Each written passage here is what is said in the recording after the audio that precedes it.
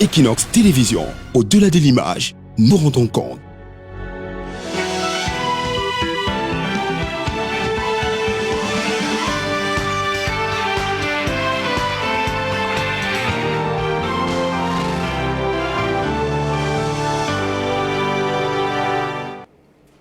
Bonjour à tous. La nouvelle a fait la une des journaux cette semaine. L'ONU qui exige la libération du professeur Maurice Kamto. Titre le journal Le Messager. Selon des experts des droits de l'homme des Nations Unies, l'assignation à résidence du président du MRC pourrait constituer une privation de liberté en violation de ses droits à la liberté de réunion pacifique et d'association. Dans un communiqué, il dénonce également l'usage excessif de la force contre les manifestants pacifiques, les détentions arbitraires et les intimidations à l'encontre des dissidents.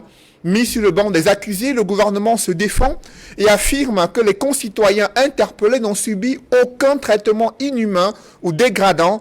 Le porte-parole du gouvernement tente de justifier les arrestations massives des militants du MRC en dénonçant des agissements insurrectionnels et intempestifs d'un leader politique mal avisé. Cependant, le ministre de la Communication, René Emmanuel Sadi, n'a rien dit sur la situation du professeur Maurice Kamto, interdit de sortie de son domicile par la police, la gendarmerie et l'administration territoriale depuis déjà 4 semaines. Cette attitude du gouvernement fait dire au journal Le Messager que le pouvoir veut broyer Kamto. Dès lors, que valent les arguments du gouvernement face au constat de graves violations des droits de l'homme énoncés dans le communiqué des experts de l'ONU, alors que les pouvoirs publics clament haut et fort leur attachement au principe de l'état de droit? L'interpellation d'un prêtre suscite de vives réactions dans la presse. Un pèlerinage initié à travers une marche pour prier pour la paix dans les régions anglophones. À cause d'une telle initiative, le père Ludovic Lado a été arrêté et auditionné sur ses supposés liens avec des opposants et son activisme politique. Les marches pacifiques des concitoyens camerounais appelant à la paix font-elles peur au pouvoir de Yaoundé? Le gouvernement va-t-il maintenir sa position devant une vague de contestation qui se répand sur les réseaux sociaux? Ceci après l'annonce de la mise en application d'un nouveau dispositif de prélèvement des droits et taxes de douane sur les téléphones portables, en prévoyant de collecter ces taxes par voie numérique à travers les opérateurs de téléphonie mobile et une plateforme dédiée. Le gouvernement espère mobiliser 45 milliards de francs CFA selon les estimations du magazine Cameroon Business Today. Cependant, des parlementaires, artistes, experts en économie numérique et citoyens ordinaires dénoncent une mesure asphyxiante qui cache mal l'incapacité du gouvernement à boucler ses engagements budgétaires dans un contexte de pression fiscale en vigueur depuis des années. À quoi ont servi ces recettes fiscales censées financer en partie les projets structurants? Où en est-on avec ces chantiers qui devaient transformer et moderniser l'économie camerounaise?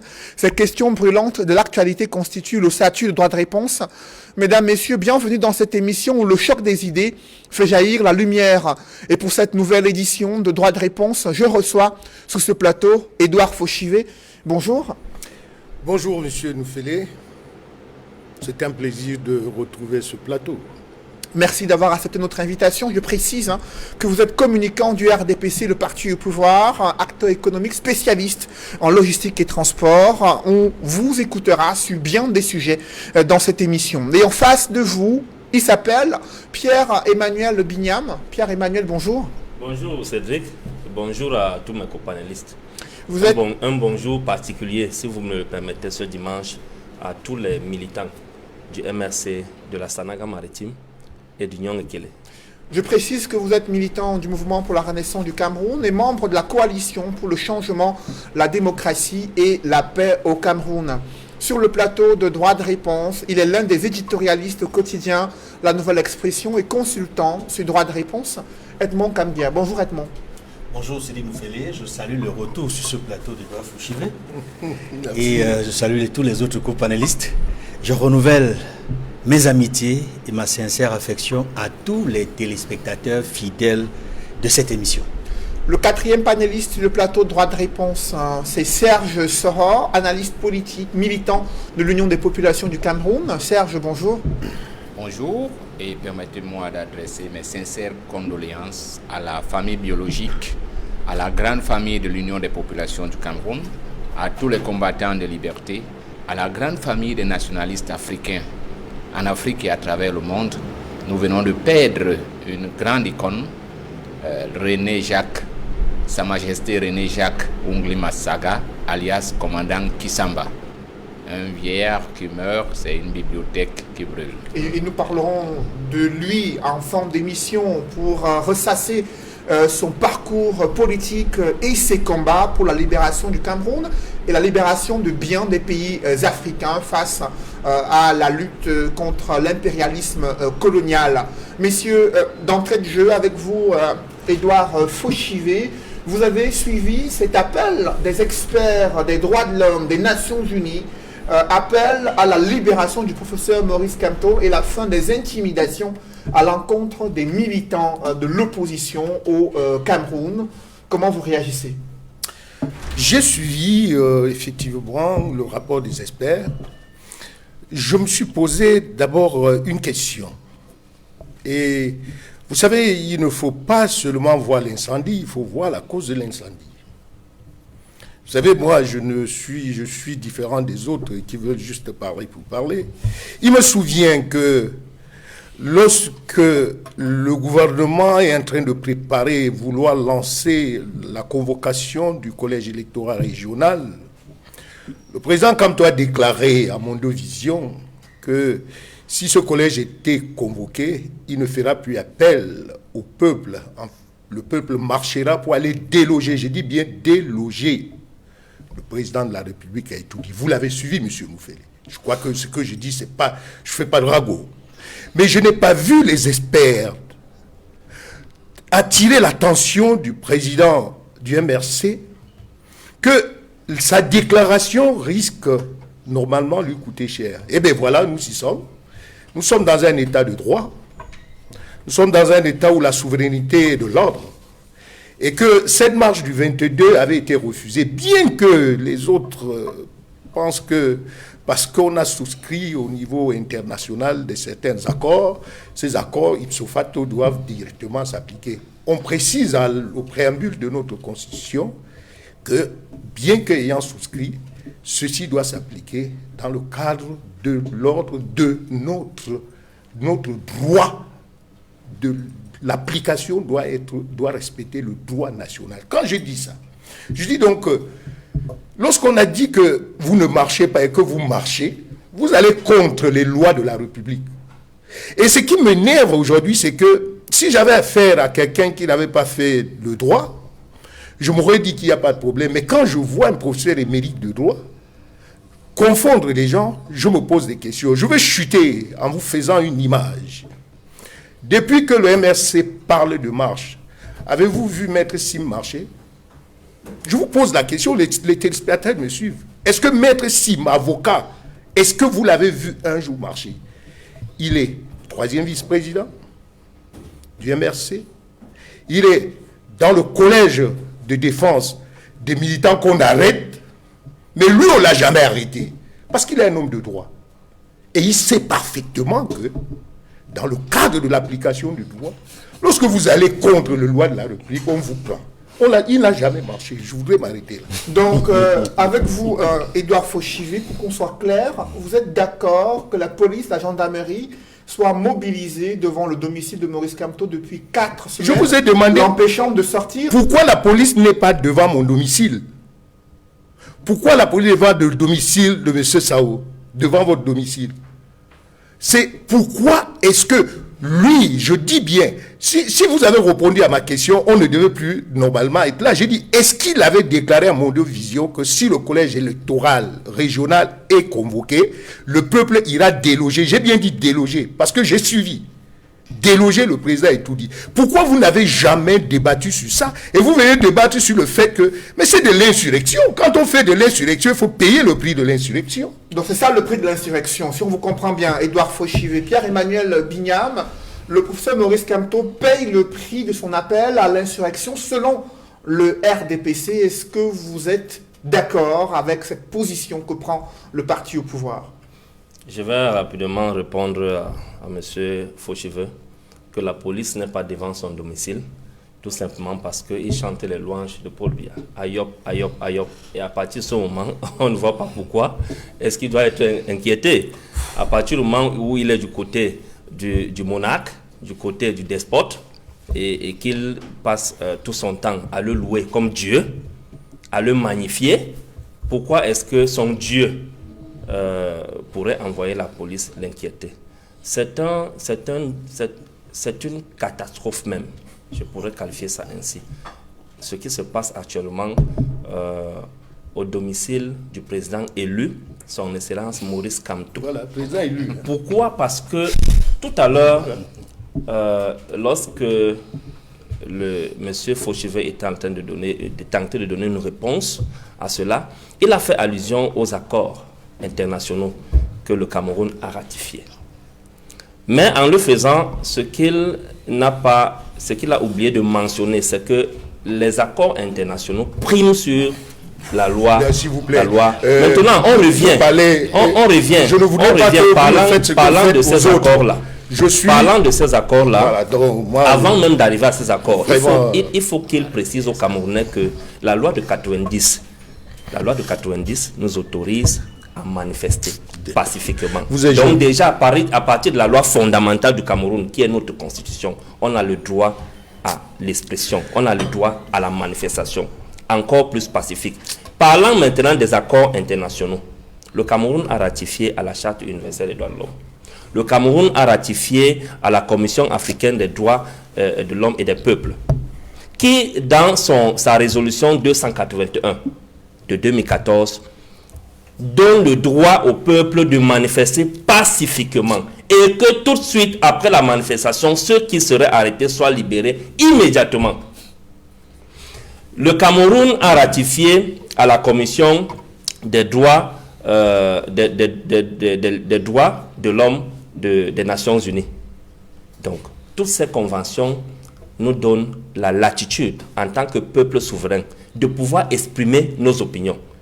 Et dans la réponse que le gouvernement camerounais, à travers Emmanuel Sadi, a donnée à cette sortie des experts des droits de l'homme de l'ONU, il précise un endroit en nous rappelant que le Cameroun est un état de droit. Effectivement, si le Cameroun est un état de droit, comment est-ce que une manifestation comme celle-là qui est annoncée, avant même qu'elle ait lieu, l'exécutif a déjà condamné la manifestation et annoncé au judiciaire quelles sont les mesures ou bien quelles sont les punitions dont doivent encourir ceux qui seraient les auteurs de cette manifestation. Ça veut dire que, en tant qu'État de droit, le principe de séparation de pouvoir n'est pas respecté au Cameroun.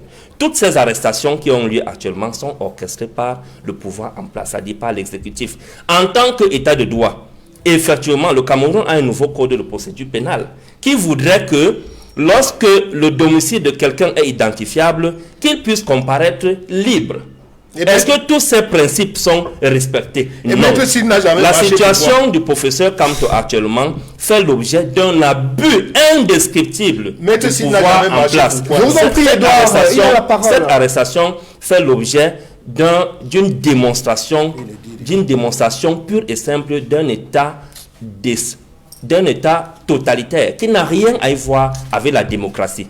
Donc, si les Camerounais sont mécontents, si je dis maintenant que Biya doit partir, et je répète que Biya doit partir, parce qu'il a échoué dans son bilan, c'est mon droit de dire que Biya doit partir, parce que Biya a échoué avec les monsieur Faucheveux, tous ont échoué. Ils doivent être mis de côté, ils doivent être jetés dans la poubelle de l'histoire du Cameroun. C'est ça qui est la vérité. Lorsqu'un gouvernement échoue, lorsqu'un régime échoue, après 4 décennies, il est normal que le peuple souverain se lève pour dire que nous voulons le départ pur et simple de ce régime. À travers les urnes. Le chef de ce régime, qui est Paul Biya. Alors, l'expression démocratique n'est pas seulement les élections au Cameroun. C'est ce que vous voulez faire croire aux gens. Et si c'est le cas, pourquoi vous ne voulez pas changer le code électoral? On va en parler tout à l'heure, monsieur. On peut dire que le professeur Kamto fait l'objet d'un abus. On lui a privé la liberté d'aller et de venir. On lui a privé la liberté de s'exprimer. Il n'a jamais été signifié. C'est après que le collectif d'avocats soit allé rencontrer le DGSN qu'on leur a fait savoir que le professeur Kamto était en résidence surveillée. Mais il n'a jamais été signifié. Donc, nous sommes dans un état de dictature pure. Tout le monde est d'accord là-dessus. Voilà pourquoi les experts des droits de l'homme des Nations Unies ont interpellé le gouvernement camerounais et leur ont demandé de lever ce bouclier qui est autour du domicile du président. Ils vont le faire. Pourquoi ils vont le faire? Parce que c'est toujours la communauté internationale qui a ordonné la libération du président élu Kamto l'an dernier. Et c'est votre seul patron que vous obéissez. Le seul patron que le régime de Paul Biya obéit, c'est la communauté internationale, encore plus l'Occident. C'est la seule voix qu'ils écoutent. On va en parler tout à l'heure, Pierre-Emmanuel Bignam. Edmond Kamdia, face à ces appels à la libération des militants du MRC énoncés dans le communiqué des experts des droits de l'homme de l'ONU, le ministre de la Communication, porte-parole du gouvernement, indique que les chefs d'accusation, les conditions d'interpellation et les mises en détention provisoire de ces militants du MRC sont conformes aux lois en vigueur et aux différentes conventions internationales ratifiées par le Cameroun. J'en appelle à vos compétences de juriste. Est-ce qu'il est dans la réalité, est-ce qu'il est concrètement établi que les conditions d'interpellation, d'arrestation et de mise en détention de ces manifestants et leur tradition devant le tribunal militaire sont conformes aux lois et conventions internationales au Cameroun? Oui, c'est Noufélé. Je voudrais dire que le porte-parole du gouvernement aurait été plus clair s'il avait indiqué précisément de quelle loi il s'agit. Parce qu'au Cameroun, il y a plusieurs lois qui concernent les libertés fondamentales, qui concerne, par exemple, la loi numéro 90/055 relative aux réunions publiques et aux manifestations pacifiques. Aux manifestations publiques sont la référence en ce qui concerne les marches pacifiques, en ce qui concerne toute manifestation ou toute réunion.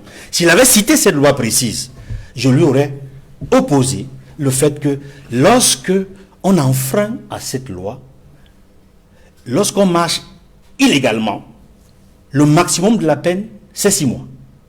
Mais on sait, depuis plus d'un an au moins, qu'il y a des militants et sympathisants d'une formation politique de l'opposition qui ont été arrêtés et ont été condamnés à 12 mois, parfois c'est-à-dire à plus de 6 mois, plus du quantum, plus du maximum de la peine. Pour lui dire qu'en réalité, si il s'agit de la loi relative aux réunions publiques et aux manifestations publiques, je crois qu'il s'est trompé. Il s'agit peut-être d'autres lois, mais il faudrait qu'il nous dise de quelle autre loi il s'agit, puisque le champ d'action dans lequel nous sommes, c'est celui des manifestations publiques. Ça, c'est la première réserve que je pourrais opposer à cette déclaration. De quelle loi s'agit-il? Si c'est la loi sur les manifestations publiques, il s'est largement trompé.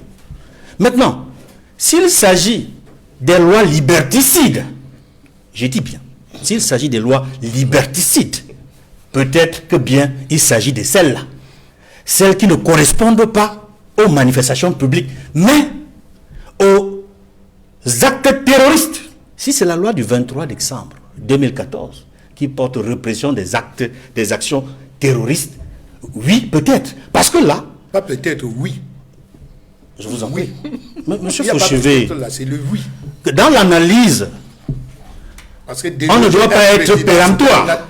Dans l'analyse, on ne doit pas être péremptoire. Mais déloger un président, c'est un acte terroriste. Si marcher pacifiquement est un acte terroriste, alors là, vous avez le représentant du RDPC sur ce plateau qui s'adresse à Mondovision qu'au Cameroun, marcher est un acte terroriste. Marcher pour déloger. C'est très grave. Marcher pacifiquement est un acte terroriste.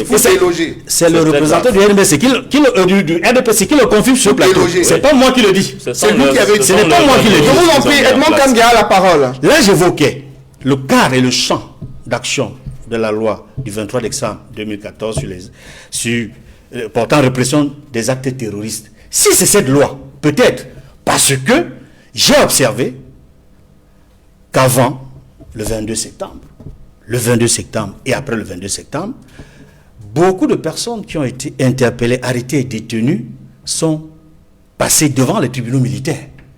Et c'est ce que dit la loi, qui reprend les actes terroristes, que la juridiction compétente, c'est le tribunal militaire. Et je voudrais, sur ce point, pas seulement m'indigner, mais me poser des questions. Si une marche pacifique peut déboucher sur le tribunal militaire, je me pose des questions sur quel genre d'état de droit nous sommes. Quand des civils sans armes sont jugés devant les tribunaux militaires, ça c'est une interrogation par rapport à cette loi-là. Maintenant, s'agit-il de quelle autre loi, d'autres dispositions du code pénal qui seraient invoquées? Il faudrait qu'on nous le dise. Il faut que le ministre de la Communication soit clair. Il ne faut pas qu'il dise seulement conformément aux lois et aux règlements en vigueur. Je voudrais, avant d'aller plus loin, dire que sur ce plateau, il y a eu une polémique qui a failli commencer après la déclaration, après les propos du représentant du MRC et du RDPC sur les accords et traités internationaux, leur place par rapport aux lois nationales. Je voudrais réitérer sur ce plateau ce que dit l'article 45 de la Constitution du 18 janvier 1996. Les accords ou traités internationaux régulièrement signés et ratifiés ont, dès leur entrée en vigueur, autorité sur les autres lois, sous-entendu les lois internes.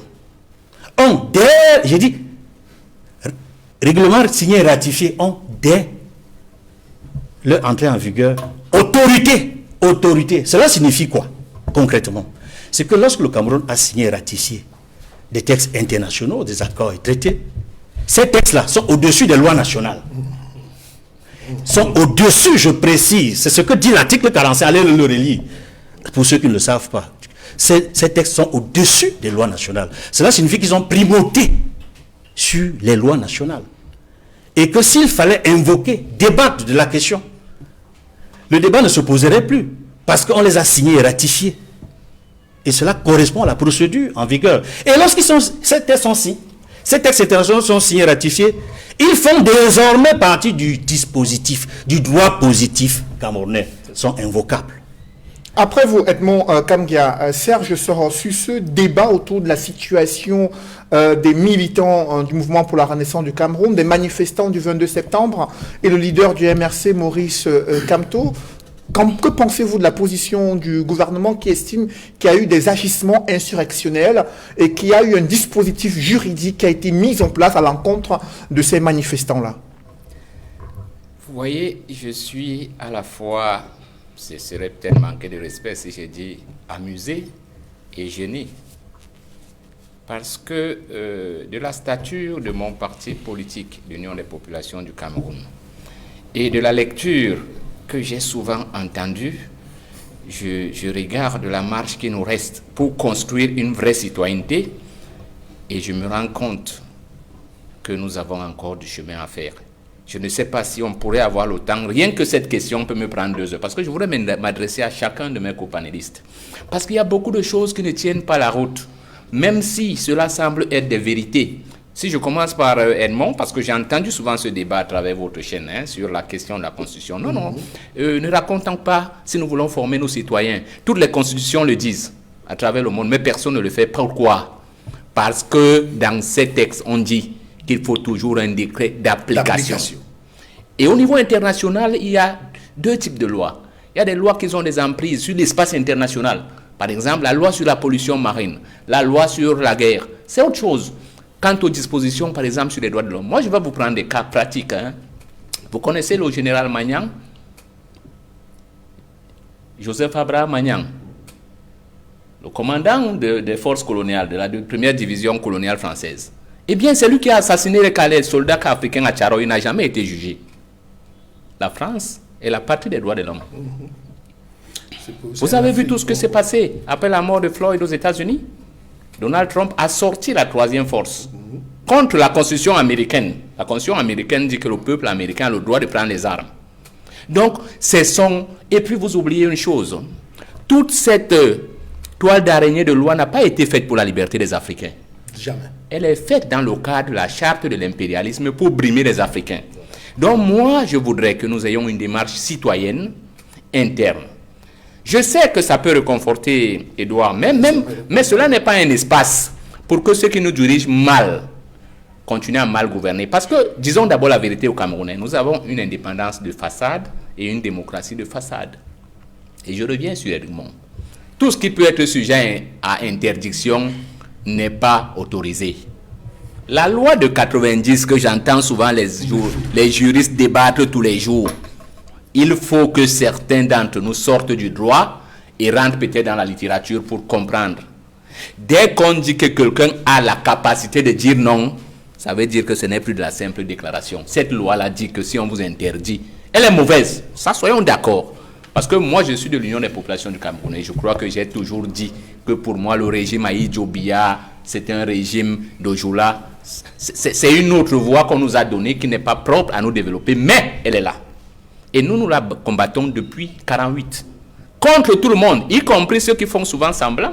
C'est pour ça que souvent je suis gêné, parce que ce qu'on fait dans ce cas, on est en train de le faire de l'opportunisme de conjoncture. On est en train de faire du militantisme nihiliste. On est en train de faire ce qu'on pourrait appeler de l'opposition de villégiature. C'est-à-dire quand on est d'un camp, on dit que c'est bon, mais quand on n'est plus de ce camp, on veut dire aux Camerounais que c'est mauvais. C'est pas comme ça qu'on construit la citoyenneté. Je suis désolé. Je suis d'autant plus désolé qu'il y a en matière de combat des choix stratégiques. Si vous faites un choix stratégique, vous le déclarez. C'est-à-dire si l'Union des populations dit qu'elle va marcher, sachant que la loi l'interdit, eh bien nous allons marcher.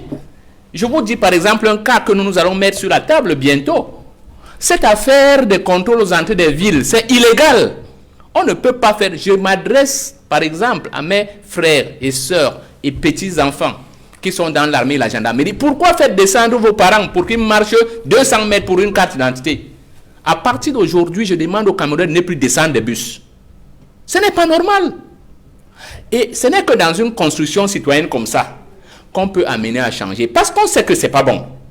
Une fois qu'on sait que ce n'est pas bon, eh bien, on ne peut pas tendre la main à ceux qui nous ont enfoncés pour leur demander. L'ONU, depuis ses, je crois, 69 interventions, l'ONU a fait une intervention qui allait à la faveur d'un pays africain. Jamais. Je vous prends un cas. Nous sommes en Côte d'Ivoire. Partout, quelqu'un était élu. On a vu l'armée française venir déloger un président élu. L'ONU n'a rien dit. On a vu les constitutions commencer à être changées dans 3 pays où la France est en train de piétiner les populations et les exploiter. Le Mali, le Niger et la Guinée. La communauté internationale, le droit, l'ONU n'existe pas. Eh bien, laissez-moi vous dire une chose. Cette commission d'experts, je ne sais même pas d'où elle sort. L'ONU a des manières légales d'agir. L'ONU n'agit pas par appui de cette commission. Ce qu'ils veulent faire là, c'est en fait endormir le peuple camerounais pour le distraire sur ses vrais combats de droit. Ouais. Les vrais combats de droit que les Camerounais mènent depuis 1990, c'est construire une démocratie consensuelle et sortir de la démocratie de l'exclusion. Éviter des fautes comme celles que nous commettons depuis 1992 qui font que un certain parti a confisqué le pouvoir pour lui seul et ceux qui y sont pensent qu'ils vont construire l'avenir de leurs enfants par dynastie. Pour qu'on s'en sorte, il faut qu'on convienne d'abord d'un minimum et d'une approche consensuelle. Parce que si nous rentrons dans ce qu'on sert aux autres pays africains, par exemple la descente sur les rues, le Mali a déjà fait 4 coups d'État. Le Mali a-t-il bougé plus que le Cameroun? On a vu ce qui s'est passé dans les printemps arabes. Quelque chose a bougé là-bas. En Égypte, c'est l'armée qui continue à mater les gens. En Algérie, ceux qui étaient là avant sont revenus. Le front islamique a été muselé avec la complicité de la communauté internationale. En Tunisie, la démographie est confisquée. Au Gabon, c'est de père en fils, personne ne parle même quand on rate les élections. Non, moi je ne peux pas accepter que des Camerounais, au XXIe siècle, continuent à pleurnicher en tendant la main à l'extérieur, alors qu'ensemble nous pouvont construire autre chose. Alors sur le cas Serge Sorodo, et sur manifestants, voilà, moi je dis arrêtés, on doit traduire devant le tribunal militaire. Bon, maintenant, que faut-il faire dans le cadre de cette situation précise? Voilà, voici ce qui doit être fait. Déjà, il faut reconnaître, parce que souvent les avocats n'aiment pas dire la vérité aux gens. La loi peut être mauvaise, il faut reconnaître qu'on a violé la loi. Maintenant, appeler à une dynamique citoyenne pour qu'on les libère. Moi, si j'étais le chef de ce parti, seulement je suis sur un plateau de télévision, je sais ce que je pouvais faire pour qu'on les libère, puisque j'ai été dans cette situation. Et j'ai été libéré. Pas parce que les avocats ont plaidé. Mais parce que les militants ont montré que si ça continue, nous tous on a rien.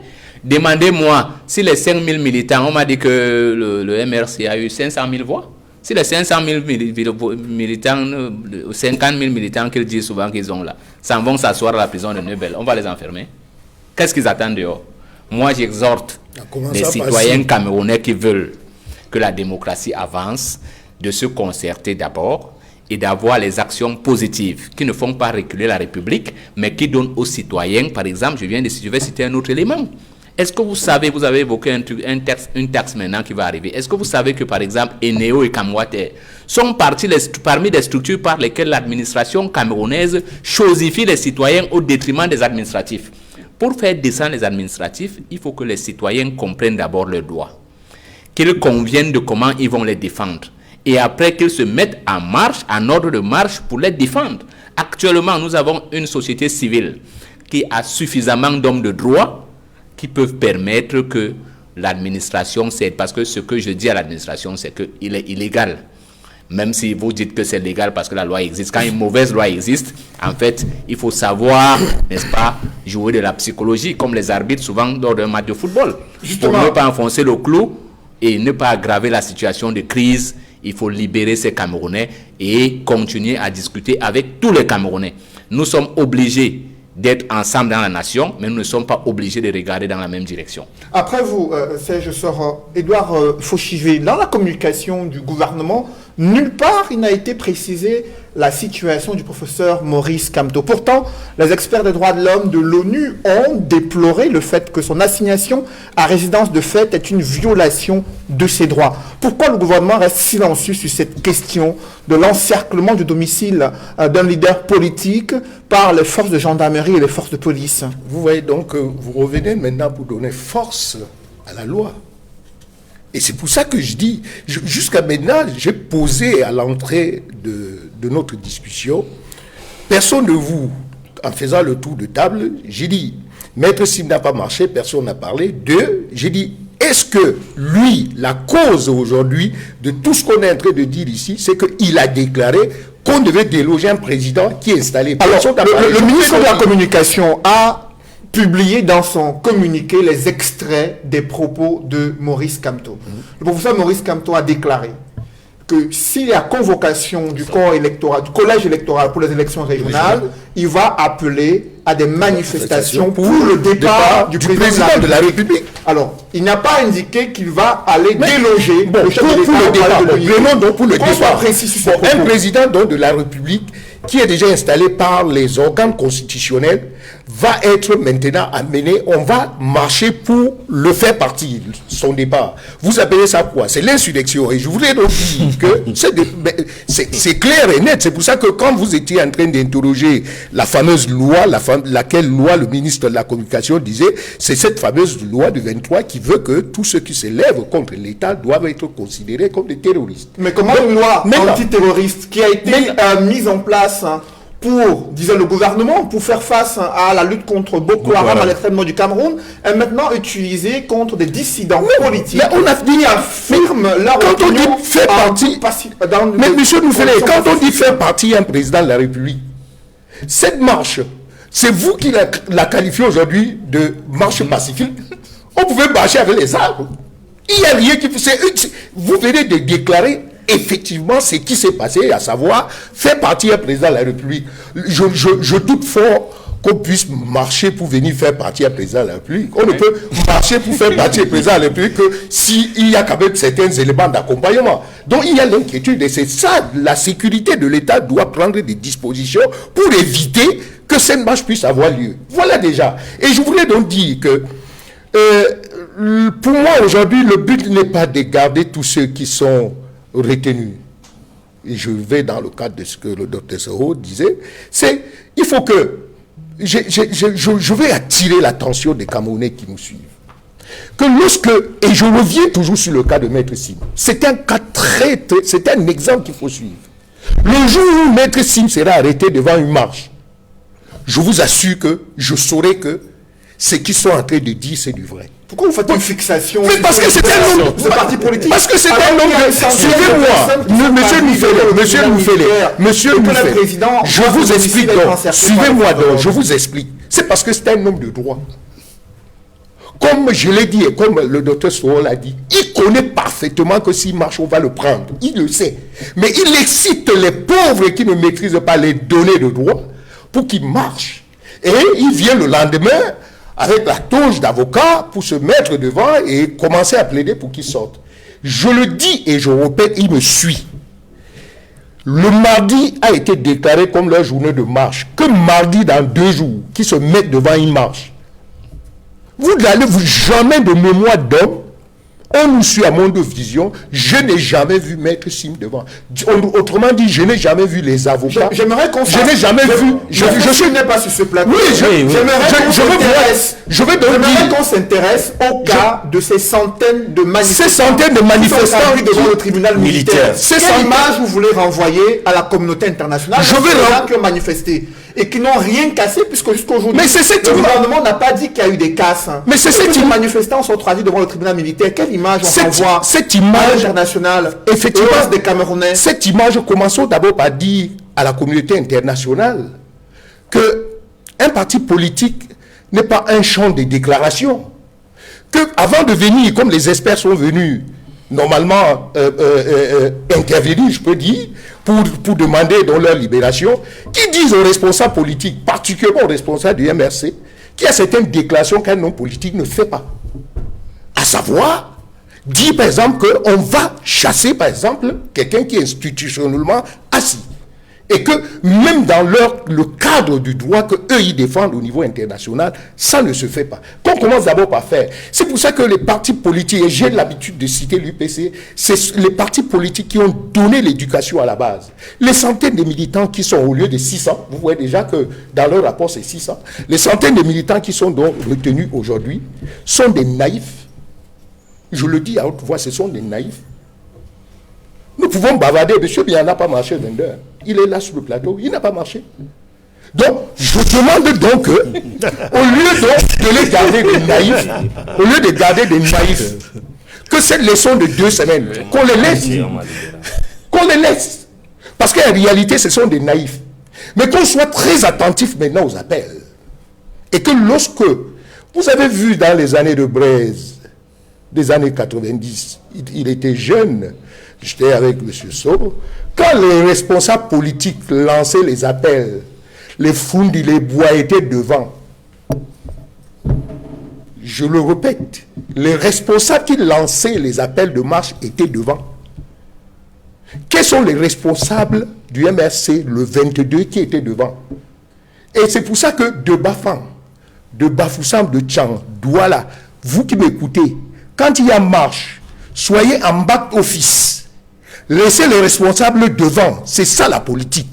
Après vous, Edouard Fauchivé, Pierre-Emmanuel Bignam, les critiques du RDPC sur l'attitude de l'opposition, notamment le MRC, qui souhaite, selon le RDPC, déloger le chef de l'État. Est-ce que vous êtes dans une logique insurrectionnelle, comme le prétend le RDPC? Bon, moi, je tiens d'abord, avant de rebondir sur les propos de M. Fauchivé, après avoir écouté l'exposé, le brillant exposé de M. Soro, mon frère, je dis Alléluia, Amen. La messe est dite. Parce que dans l'exposé de M. Soro, on dirait qu'il est en train de décrire un autre Cameroun dans lequel nous tous, nous ne vivons pas. Vous êtes jeune. Il est mieux que moi pour savoir que depuis 1948, aucun gouvernement camerounais, aucun régime de Ahidjo Abia n'a jamais prêté l'oreille au peuple camerounais, n'a jamais écouté le peuple camerounais, n'a jamais considéré les préoccupations du peuple camerounais. Je suis d'accord avec lui que les 2 régimes, Ahidjo et Biya, sont ajoulatistes et que ce sont des régimes qui sont au service du colon. Que vous a donné aujourd'hui. Il y a une chose que M. Soro doit savoir. On ne peut plus, à un moment donné, continuer à attendre une manne qui viendrait de ces régimes-là pour nous permettre d'accéder à une démocratie. Comme pourrait dire une démocratie respectable. Ce régime-là ne nous donnera jamais nos libertés individuelles et collectives si on ne continue pas la lutte. Il ne coûte pas, M. Soro, peine perdue de dire que nous devons bâtir une citoyenneté avec des gens qui sont comme des bourreaux avec le marteau en main. Tout à l'heure, M. Fauchivet a dit que lorsqu'on annonce le départ d'un président, ça veut dire qu'on a pris les dispositifs. Il a fait le geste en montrant qu'il s'agit des armes. Vous voyez la façon dont eux, ils comprennent les choses. Lorsque les manifestants, les gens de la société, les acteurs de la société civile, les partis politiques et autres se lèvent aux États-Unis pour dire Trump doit partir, en France pour dire Macron doit partir, et manifestent. D'aucuns on donne l'autorisation de manifester, d'autres on ne délivre pas, mais manifestent. Est-ce qu'on les juge dans les tribunaux militaires avec des lois antiterroristes? Est-ce qu'ils manifestent avec des armes blanches? Je vais vous rassurer une chose. Avant même les manifestations du 22 septembre, les forces du changement ont pris sur elles de dénoncer. On a commencé à collaborer avec les forces du maintien de l'ordre. Que je respecte d'abord le professionnalisme pour certains. Ils sont aux ordres, mais je vous rassure que parmi eux, il y a des gens qui méritent le respect.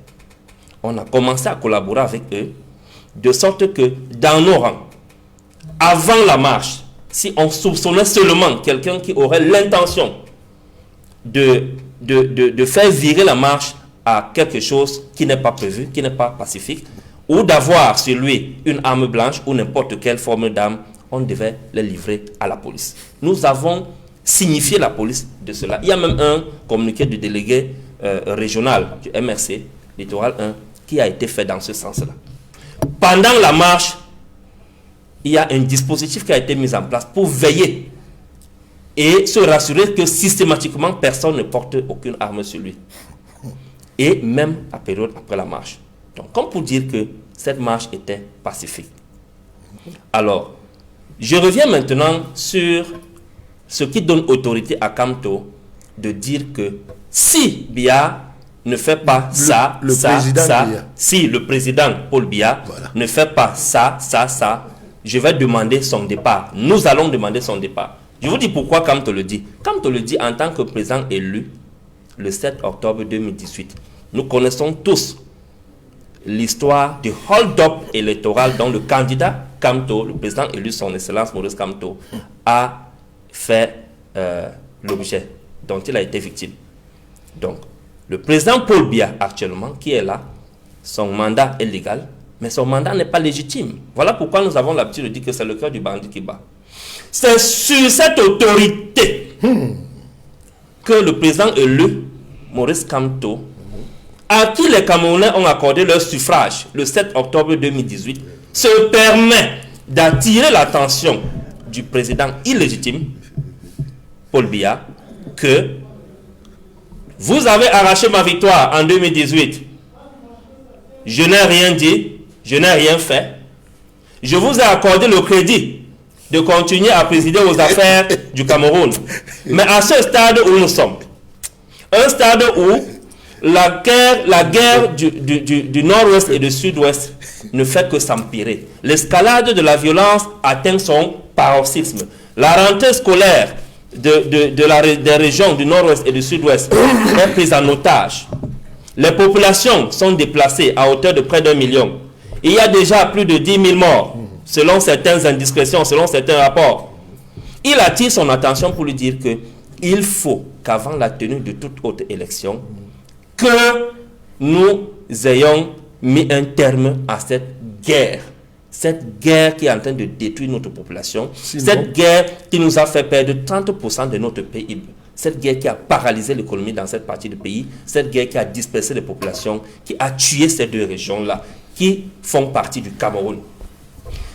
Le président élu, son excellence Maurice Kamto, attire l'attention du président illégitime Paul Biya, quoi qu'il soit aux affaires aujourd'hui, que les crises engendrées au lendemain des élections présidentielles, électorales, législatives et municipales, peuvent un jour engendrer à une guerre civile. Raison pour laquelle nous devons rapidement et urgemment, et ce qui est l'apanage de toute la classe politique nationale et même internationale, de trouver un code électoral consensuel, d'où je rejoins la position de M. Soro. Pas pour les régionales. De trouver un code électoral consensuel. Pas pour les régionales. Parce que nous ne pouvons pas continuer sur ce rythme-là sans qu'il y ait ces préalables, ces deux préalables. Pas pour le Alors, régional. dites-moi, quel est ce compatriote qui se préoccupe pour son pays, le devenir de sa nation, le bien-être de sa population, et qui attire l'attention de ceux qui sont aux affaires, de faire gaffe par rapport à ces choses-là, de mettre en place ce type de résolution pour garantir une paix sociale, pour garantir une paix politique, pour garantir une prospérité économique dans son pays, et qui aujourd'hui soit jugé comme étant un terroriste ou comme étant quelqu'un qui appelle à l'insurrection. Voilà les raisons fondamentales qui ont été l'objet ou le leitmotiv de ce qui a poussé les forces du changement à descendre dans la rue le 22 septembre, malgré tout ce qui a été mis en branle par la puissance policière du régime de Paul Biya. Nous sommes descendus pour manifester notre mécontentement. Maintenant, je reviens à lorsqu'il il va pas faire il parle de Maître Sim tout le temps qui ne marche pas. Je vais lui rappeler qu'il a reconnu lui-même que le professeur Maurice Kamto, le président élu, son excellence Maurice Kamto, est un éminent juriste. Il a marché en Dokoti. Tout le monde a vu le 26 janvier dernier. Tout le monde a vu comment il a marché en Dokoti. Le président élu, son excellence Maurice Kamto. Nous avons vu John Fundi marcher. Nous avons vu les maîtres Tchunga marcher pendant les années de Blaise, dans les années 90. Les éminents avocats. Nous avons vu de très grands avocats marcher dans ce pays. Donc, lui seul sait pourquoi il prend toujours l'exemple de Maître Sim. Mais je pense que c'est une technique de diversion, puisque le RDPC ne connaît qu'une seule chose. Justement, c'est tête des gens. Ça ne marchera pas avec les forces du changement. Edmond Kamgam a maintenant la parole. Le messager, en analysant les propos du ministre de la Communication, pense que le pouvoir veut broyer le professeur Maurice Kamto. Quel est votre regard sur ces réactions du gouvernement et l'attitude des Nations Unies à travers les experts des droits de l'homme? Oui, avant de répondre à cette question, M. Noufele, je voudrais réagir par rapport aux propos de M. Soro. Monsieur Soro. Monsieur Soro. Oui, je trouve qu'il y a une grosse contradiction dans ses propos lorsqu'il répond. S'il te plaît. Oui, je dis il y a une grosse contradiction parce qu'en même temps, il dénonce les gouvernements successifs des régimes Ahidjo et Paul Biya. En même temps, il soutient des lois liberticides. Non, je les soutiens pas.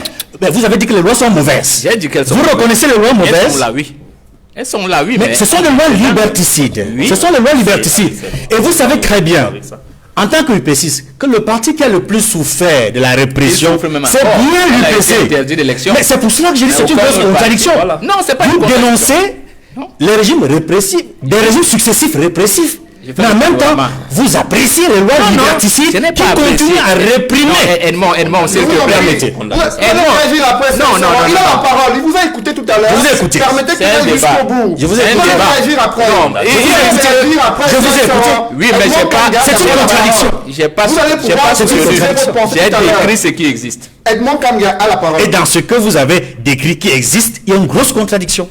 Vous ne pouvez pas à la fois dénoncer les régimes successifs, répressifs d'Amadou Ahidjo et de Paul Biya et apprécier les lois mauvaises, liberticides qui existent, notamment la loi sur les actes portant répression du terrorisme. Vous savez, vous-même dites que les lois sont mauvaises, mais il faut les respecter, il faut les appliquer, parce que même comme elles sont mauvaises. Ou les combattre. Vous n'avez pas dit où les combattre. Si. Vous l'avez pas dit. Vous ne les avez pas dit. Vous n'avez pas dit où les combattre. C'est important que je le dise parce que je suis petit-fils du péciste. Je suis neveu du péciste. Et je sais comment mon grand-père est mort. Il était upéciste. Et quand je vois un upéciste qui soutient la répression, je suis ahuri. Je suis vraiment ahuri. Parce que tous vos propos de tout à l'heure ont porté carrément dans le sens du soutien au régime en place. des lois mauvaises qui répriment, qui permettent de juger des marcheurs pacifiques devant les tribunaux militaires. Je suis ahuri, monsieur Soro. Écoutez, je vais avancer parce que je ne veux pas revenir là-dessus. Parce que nous sommes dans un débat sérieux. Et on nous écoute. Des personnalités nous écoutent. Voilà. Il faut qu'on dise des choses sérieuses. Voilà. C'est pour ça que dans l'analyse, il faut évoquer les différents aspects et ne pas laisser passer des choses qui sont difficiles, qu'on ne comprend pas bien. C'est pour cela que je tenais à réagir. Parce que vous avez dit tant de choses sur l'ONU et autres. Je ne veux pas rentrer dans ce débat-là. C'est un autre débat. C'est tout un autre débat. Moi, je m'arrête sur le Cameroun, sur les lois qui sont mauvaises, sur le grand bond en arrière. Parce que, officiellement, la loi qui porte répression de la subversion, l'ordonnance du 12 mars 1962 portant répression de la subversion, a été abrogée par une loi de 90. Mais la plupart des dispositions de cette loi-là ont été distillées dans le code pénal et dans la loi portant répression des actes terroristes. Et visiblement, vous demandez aux Camerounais d'apprécier la loi qui réprime le terrorisme, dont l'essentiel, une bonne partie, a été utilisée contre l'UPC dans les années d'avant l'indépendance et après l'indépendance. La loi portant... Parce que, expliquez-nous comment est-ce qu'on peut, aujourd'hui, en 2020, poser des actes qui n'étaient posés qu'avant 1990. Qu'avant 1990, on vient chez quelqu'un, on l'interpelle, avant une marche. Parce qu'il est soupçonné. Juste le soupçon, on le soupçonne de vouloir marcher. On n'a aucune preuve matérielle de sa volonté de vouloir marcher. Et ça me rappelle l'affaire Yondo Black. Yondo Black a été arrêté avec Ekane Anissé, Henriette Ekoué, Vincent Foucault, Albert Moukon, soupçonnés de tentative de vouloir créer un parti politique. C'était la loi sur la subversion, M. Soro, je vous le rappelle. Je suis surpris, ce n'est pas l'UPC qui doit soutenir l'arbitraire. Les lois mauvaises qui nous font reculer de 65 ans. Parce que la subversion, la loi sur la subversion date de 1962. Et ce sont des lois. C'est pas l'autre. Oui. Mais c'est ça qui n'a il faut. Mais ce sont des La loi sur l'apartheid était une loi, monsieur. La loi sur l'apartheid, qu'on les les lois discriminatoires aux États-Unis, en Afrique du Sud, étaient des lois. En attendant des lois injustes et mauvaises. En attendant qu'on les abroge, ce sont des lois du Cameroun. À la parole. En attendant qu'on les abroge, ce sont les lois du Cameroun. Vous pouvez crier, vous pouvez dire tout ce que vous voulez. Ces lois sont applicables au Cameroun. Je terminerai par une dernière chose. Monsieur Soro a cru devoir me contredire en nous parlant d'un éventuel décret d'application.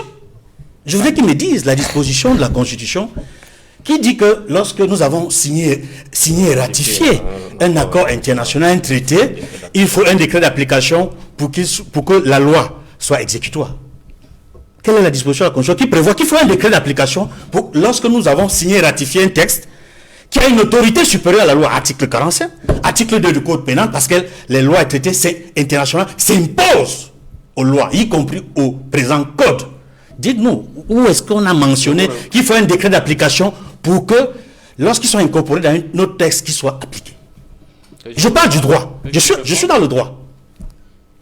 Je vous permets de répondre. Je vous en prie. Restons sur la question précise de l'attitude du gouvernement et bien sûr des experts des droits de l'homme. À quoi faut-il s'attendre après cette réponse du gouvernement qui estime qu'il y a 176 personnes qui ont été libérées et qui reconnaît avoir traduit 118 autres personnes devant le tribunal militaire, notamment à Yaoundé, Douala et Bafoussam. À quoi faut-il s'attendre après cette première pression exercée par les experts des droits de l'homme de l'ONU?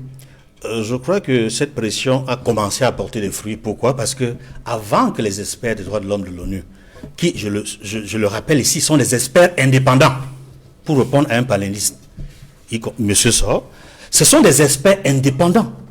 Ce ne sont pas des fonctionnaires de l'ONU. C'est des experts indépendants qui travaillent à la commission d'expertise sur les droits de l'homme. C'est-à-dire qu'ils ne dépendent pas d'eux. Ils sont indépendants. Vous pouvez le vérifier. Il faut le vérifier. C'est pour dire que la pression a commencé à porter des fruits parce qu'avant qu'ils n'interviennent, ils ne fassent leur communiqué, le gouvernement n'a jamais dit exactement quel était le nombre de personnes interpellées, arrêtées et en détention dans les unités de police et de gendarmerie et dans nos prisons à Douala et à Yaoundé. Il a fallu qui est cette réaction-là. Qui dit 600 pour qu'on donne? Le MRC a dit environ 600. Et puis, après ce communiqué des experts, le gouvernement a réagi en donnant pour leur part le nombre qu'ils estiment être... je dis bien. Si je suis perturbé tout le temps par M. Edouard Fouché, vous avez la parole, Edmond. Allez-y. Je sais que c'est une technique. Je sais que c'est une technique. C'est parce que je ne te reconnais pas. La perturbation, moi, je c'est ne une reconnais technique. pas que les avocats du MSC ne puissent pas dire combien de militants sont interpellés. Il dit à peu près 600. Je tombe de nu. Je ne parlerai pas au nom du MRC parce que je n'en fais pas partie. Mais je dis, ils ont dit c'est environ autour de 600. Environ 600. Le gouvernement a donné le nombre qu'ils estiment juste pour leur part. Parce que les détenus comptent le nombre de détenus. Je vous en prie, Edmond, allez-y. Je peux vous dire par exemple, parce que ça je l'ai vérifié, ils sont 77 qui ont été interpellés, arrêtés et qui après le tribunal militaire qui se retrouvent à la prison centrale de Neubel. Ils sont 77 à Neubel. Je n'ai pas les chiffres exacts pour d'autres unités de police et gendarmerie. Dans ce cas, je dis pour le cas où je suis, on ne donne pas les chiffres exacts. Et on ne donne pas les experts de l'ONU. Il y en a qui sont au 7. Les experts de l'ONU du monde entier donnent 600. Ils n'ont pas indiqué de chiffres dans leur communiqué. Avançons. Je n'ai pas encore répondu à la question. Oui, je vous en prie, Edmond. Allez-y rapidement. Je partage la titraille du messager qui affirme que le processus qui vise à broyer Maurice Kamto est en marche. Parce que jusqu'à ce jour, on ne sait sur quelle base. Quand je parle de base, c'est le juriste qui parle. Quel est l'acte juridique qui permet de savoir exactement la situation dans laquelle se trouve le professeur Maurice Kamto? Aucune base juridique. C'est une séquestration. On aurait pu parler clairement d'assignation à résidence ou de résidence surveillée s'il y avait un acte juridique qui avait été pris et notifié à la personne concernée. Jusqu'à ce jour, cet acte n'existe pas. Et je comprends pourquoi les avocats du collectif ont porté plainte, y compris pour voie de fait.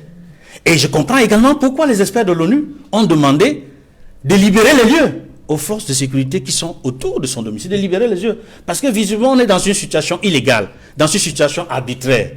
Et je suis désolé de constater que les premiers juges qui ont réagi, notamment les juges de référé, lorsque les avocats ont fait une plainte, ils ont fait ce qu'on appelle le déni de justice. Ils ont refusé de dire le droit. Je m'arrête là pour le moment. Finalement, l'audience s'est tenue il y a quelques jours, renvoyée pour le 29 octobre prochain pour la production des écritures des administrations qui ont été traînées en justice par le MRC. Et Serge Soro, lorsqu'il y a eu de telles tensions politiques au Cameroun, avec ce bras de fer juridico-politique, comment on en sort concrètement au regard des prises de position à la fois du pouvoir qui reste campé sur sa position selon lesquelles ce parti politique est dans une démarche insurrectionnelle et celle du MRC qui interpelle le gouvernement sur sa gestion en dénonçant l'illégitimité de son président. Cédric, je crois qu'il faut commencer à prendre des postures d'homme d'État pour faire fonctionner les partis politiques au Cameroun. Parce que la confusion à laquelle Edmond a voulu se livrer relève des stratégies du Goulag des anciens régimes socialistes. Parce que mon débat a été clair. J'ai dit que nous sommes dans les indépendances de façade, des démocraties de façade, des lois liberticides. Mais ça, c'est le cadre qui existe. Et j'ai dit que pour mener une telle bataille, il faut d'abord former. C'est comme à la guerre. Vous n'allez pas à la guerre avec des gens militairement nuls. Vous leur donnez un minimum de formation. C'est ce que je voudrais dire, M. Bigna. C'est-à-dire que si vous continuez à dire que vous avez peur d'eux, personne ne peut rien contre eux, mais dans ce cas, quittez la scène politique. Comme vous n'êtes pas... Nous vous disons, et j'ai dit, et j'ai pris des exemples, par exemple sur le courant et l'eau, de ce qu'on peut faire. Si on n'est pas capable de le faire, mais dans ce cas, on arrête. Dans ce cas, on arrête. Je vous garantis que si nous, à l'Union, quand nous allons le faire bientôt à l'Union des populations du Cameroun, nous allons faire comme si ces lois n'existaient pas. Pourquoi ? Parce que si nous sommes sûrs de notre légitimité, bien que sachant que la loi est contre nous, nous allons la combattre. Mais vous pouvez être considéré comme quelqu'un qui appelle à l'insurrection au regard je n'ai pas peur. Si c'est pour ces propos, je vous l'ai dit que j'ai demandé à tous mes concitoyens dans le bus de ne plus descendre. Et ça, je m'en fiche de ce qui adviendra. C'est ça la posture et je serai devant. Et je ne descendrai plus du bus. Je vous le dis à Mondiovision, je ne descendrai plus du bus. Vous savez qui a mis ces lois? Et vous savez, je vous explique un peu. C'est Hitler qui a demandé les contrôles policiers où on voulait descendre. Pourquoi? Parce que l'homme en tenue était considéré dans l'Allemagne comme la dernière des fonctions. Et pour montrer au peuple, comme il préparait son affaire, pour montrer au peuple que c'est le soldat qui est devant, quel que soit ton niveau, tu descendais et tu présentais et tu marchais. Pour qu'on te montre que c'est l'homme en tenue qui est devant toi. Et voilà ça qu'on répète. Mais dans le cas du Cameroun, c'est la même chose. Ce n'est pas des... Non. Edouard le sait très bien. Edouard le sait très bien. Dans des gangs de banditisme. La seule chose qui marche bien au Cameroun, c'est le renseignement. Ces messieurs n'ont pas besoin de ça. Ils savent exact. Quand ils arrêtent souvent les chanvres indiens dans les bus, vous savez, ils ne contrôlent pas tous les bus. Hein. Mettez-vous là. Vous allez voir certains bus passer et on arrête d'autres. Quand ils arrêtent souvent les chanvres, les armes dans les bus, vous voyez 5 bus arriver, on arrête un seul. Et c'est là-dedans qu'on trouve ce qu'on cherche. Donc ça, c'est un faux débat. Je n'ai jamais dit que je soutenais. Je ne peux pas soutenir ce régime. Sauf que, quand vous avez été vaincu une fois sur un plan physique et que vous avez su battre les gens sur le plan spirituel, vous engagez une lutte que vous savez longue. Et cette lutte requiert d'abord une chose, qui est la formation. Et cette formation, c'est ça qu'on appelle la formation citoyenne. Comment voulez-vous aider les Camerounais à se soulever s'ils ne sont pas conscients de ce contre quoi ils se soulèvent? Est-ce que c'est possible? Non, il faut d'abord que les gens... Vous ne pouvez pas rendre socialistes des gens qui sont plongés dans un libéralisme individualiste. Vous devez... Si vous menez ce combat, vous êtes en train de mener un combat en vain. Et j'ai dit dans ma conclusion, peut-être que Edmond était encore dans son éditorial, que pour moi, on ne devrait même pas arrêter ces gars. Parce qu'ils ne servent à rien. Ils nous coûtent cher en prison. À la limite, c'est même un jeu, si je vous dis le fond de ma pensée, c'est un jeu pour fabriquer un leadership. Parce que pour moi, non, si vous voulez que je sois dans le direct, parce que en réalité, je vais aller au fond des choses. Si vous regardez la démarche, la direction de 2018 est la plus facile pour le RDPC. Parce qu'il n'y avait pas élection. Que si on part au Cameroun par espace géographique contrôlé par les partis, si on met les deux coalitions qui se battaient, il y a une qui a déjà gagné, sans même combattre. Et donc il faut arrêter ce débat, c'est un débat éculé. Il faut aller au débat de fond. Notre gros problème au Cameroun, c'est que nous avons un déficit de citoyenneté. Je rappelle à Edmond qu'en fait les partis politiques dans sa constitution, elles sont libres depuis 1966. L'UPC même avait été réhabilité en 1966. Mais comment se fait-il qu'en 1990, on a imposé une relégalisation et personne ne s'est levé contre ça? En 92, 97, un parti, alors que la loi l'interdit, est allé aux élections avec 4 listes. Personne ne s'est levé contre ça. C'est parce qu'on joue avec les Camerounais. Et souvent, ceux qui jouent avec les Camerounais se retrouvent maintenant de l'autre côté. Et c'est eux qui sèment le désordre. C'est pour ça que je dis, je ne veux pas qu'on en reste là. Il faut qu'on ait un sursaut citoyen. Et moi, je comprends, je suis très content que M. Bignamé ait évoqué cela. Je crois qu'on aura des discussions de fond. Parce qu'il ne faut pas que les gens confondent la volonté d'occuper une place et avec notre volonté profonde de changer de paradigme de gestion. Voilà le vrai problème. Et c'est pour ça que je voudrais vous dire qu'il faut qu'on sorte de ce débat politique élu, non élu. C'est perdu depuis. C'est fini, c'est terminé. Le vrai débat, c'est que nous sommes à un point d'inflexion. Avec quel citoyen allons-nous construire le Cameroun de demain? Monsieur Biya est parti. Pour moi, ce n'est pas qu'il est partant. Il est parti. Vous n'allez pas continuer n'est-ce pas, à discuter d'un homme qui est à l'âge de votre grand-père et qui a fait son temps, 40 ans. Vous croyez qu'il va encore faire 40 ans? Même si nous lui ajoutons 10. Mais ce n'est pas lui seul qui m'intéresse. Il m'intéresse avec tous ceux qui ont fait avec lui ce que nous avons, monsieur Edmond Kamga, si on veut être sérieux. C'est tous ceux-là qui ont fait ces lois. Et nous, à ce moment, nous les combattions. Vous savez, si nous prenons le cas du code électoral que tout le monde aime évoquer, au Cameroun, il y avait une compilation de lois. Le code électoral a été, et ça n'a pas été donné. La preuve, même l'appliquer comme il est mauvais, dépasse souvent les gens. Même le comprendre, je ne parle même pas de l'appliquer, le comprendre. C'est l'occasion pour moi, permettez-moi, de féliciter le maire de Yaoundé 4, parce que j'ai eu un différend à la mairie de Yaoundé 4. Vous savez qu'il y a des gens qui ne savent même pas que le dossier pour les élections est gratuit. On a voulu que je mette un timbre sur mon dossier. Je suis allé à la mairie, j'ai fait mon coup de gueule, j'ai arrêté les services. Le maire est descendu. Lui-même m'a reposé la question. Est-ce que ça ne prend pas les timbres? Je lui ai dit, monsieur le maire, mais vous êtes un élu. Si vos usagers ne le savent pas, mettez, c'est à Elecam de rejeter s'il faut un timbre. Parce que si je mets un timbre, là je suis dans l'illégalité. Et après, je ne vous dis pas, allez là-bas. Tous les étudiants qui venaient citer me ont commencé à me dire, monsieur, on ne savait pas. Je leur ai dit, c'est ça. C'est ça la démarche. Il faut qu'on forme les Camerounais.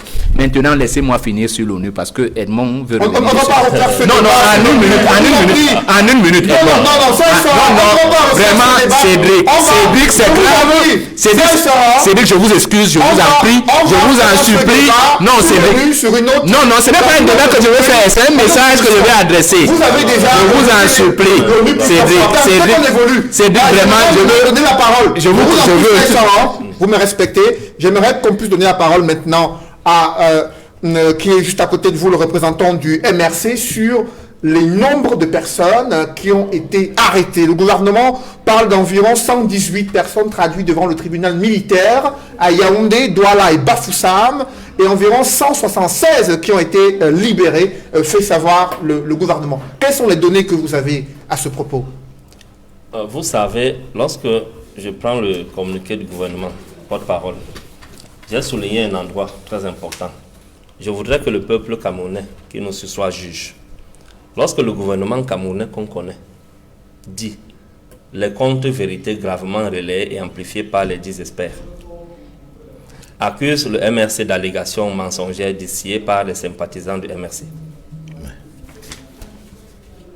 Même un bébé qui vient de lancer son premier cri aujourd'hui peut croire un seul instant que le gouvernement camerounais, le régime actuel, est un seul jour dit la vérité aux Camerounais. C'est-à-dire, vous voyez les maîtres menteurs La question, c'est le nom. en train de traiter un rapport que le collectif d'avocats a fait le 23 septembre à 16h, moins de 24 heures après la marche du 22. Et qu'ils n'arrivent pas à faire une sortie pour démentir ce rapport-là. Le rapport du collectif d'avocats parle de 593 arrestations et détaillé par région. On parle par exemple quand on prend la région de l'Ouest, 67. On entre, on dit Bandoun 15, Baham 10, Bafoussam 38, Tchang 4, Bafang 0, Mbouda 0. Vous voyez la fidélité du rapport. Là où c'est 0, on dit qu'il n'y a pas eu d'arrestation. On revient dans la région du centre, on dit 141, on dit Info 8, on dit par exemple Yaoundé 53. Et on précise ceux qui ont été identifiés avant le 22. On vient par exemple dans le littoral, on dit 383, on dit Douala. Donc le rapport est tellement fidèle. Et maintenant, dans ce rapport, on a même les listes des personnes arrêtées. Dans ce rapport, on a des cas spécifiques de torture, par exemple au commissariat central numéro 1 de Yaoundé. On précise. Dans ce rapport, si vous voulez que j'aille plus loin, dans ce rapport, par exemple, on parle des cas de Conchou Thomas, Sakan Cyril, Fossi Apollin, Madjouka, constatés dans la ville de Douala, qui ont été blessés par balle. Mais le ministre on n'entre pas dans le... aucun traitement inhumain. Voici le rapport du collectif d'avocats. Ainsi, certains manifestants ont reçu des tirs par balle ayant occasionné de nombreux blessés. Il s'agit notamment de Conchou Thomas, Sakan Cyril, Fossi Apollin et Madjouka. Le même nom. Mais le ministre, on précise. Le ministre de la communication, il dit qu'il n'y a aucun traitement inhumain à l'encontre des manifestants. Cédric, vous voyez la fidélité de la restitution des faits dans le rapport du collectif d'avocats. Premier constat, depuis que ce rapport a été rendu public, jusqu'à l'interpellation du gouvernement camerounais par les experts des droits de l'homme de l'ONU, aucune sortie officielle de la part du gouvernement n'a été constatée. Ça veut dire qu'ils ont reconnu les presque 600 personnes arrêtées, 593. Ça veut dire que s'il y a un rapport qui est fidèle aujourd'hui et dont les experts des Nations Unies peuvent utiliser comme objet de base d'analyse, c'est le rapport du collectif d'avocats qui a été rendu public. Et maintenant, ils viennent reconnaître 294 arrestations. Dieu seul sait que si le gouvernement camerounais dit qu'on reconnaît avoir arrêté 294 personnes, c'est au moins 3 fois le nombre réel. Bon mathématique. Puisque c'est un gouvernement qui nous a promis que la CAN va avoir lieu au Cameroun, la CAN 2019, le jour dit. Le jour dit, le Zolo est entré. Voilà. C'est le même gouvernement qui nous a dit qu'il n'y a pas de crise anglophone. Aujourd'hui, on voit toute une population camerounaise être décimée. C'est le même gouvernement qui a annoncé qu'il n'y a pas eu marche le 22 septembre, mais qui aujourd'hui reconnaît avoir quand même arrêté près de 300 personnes.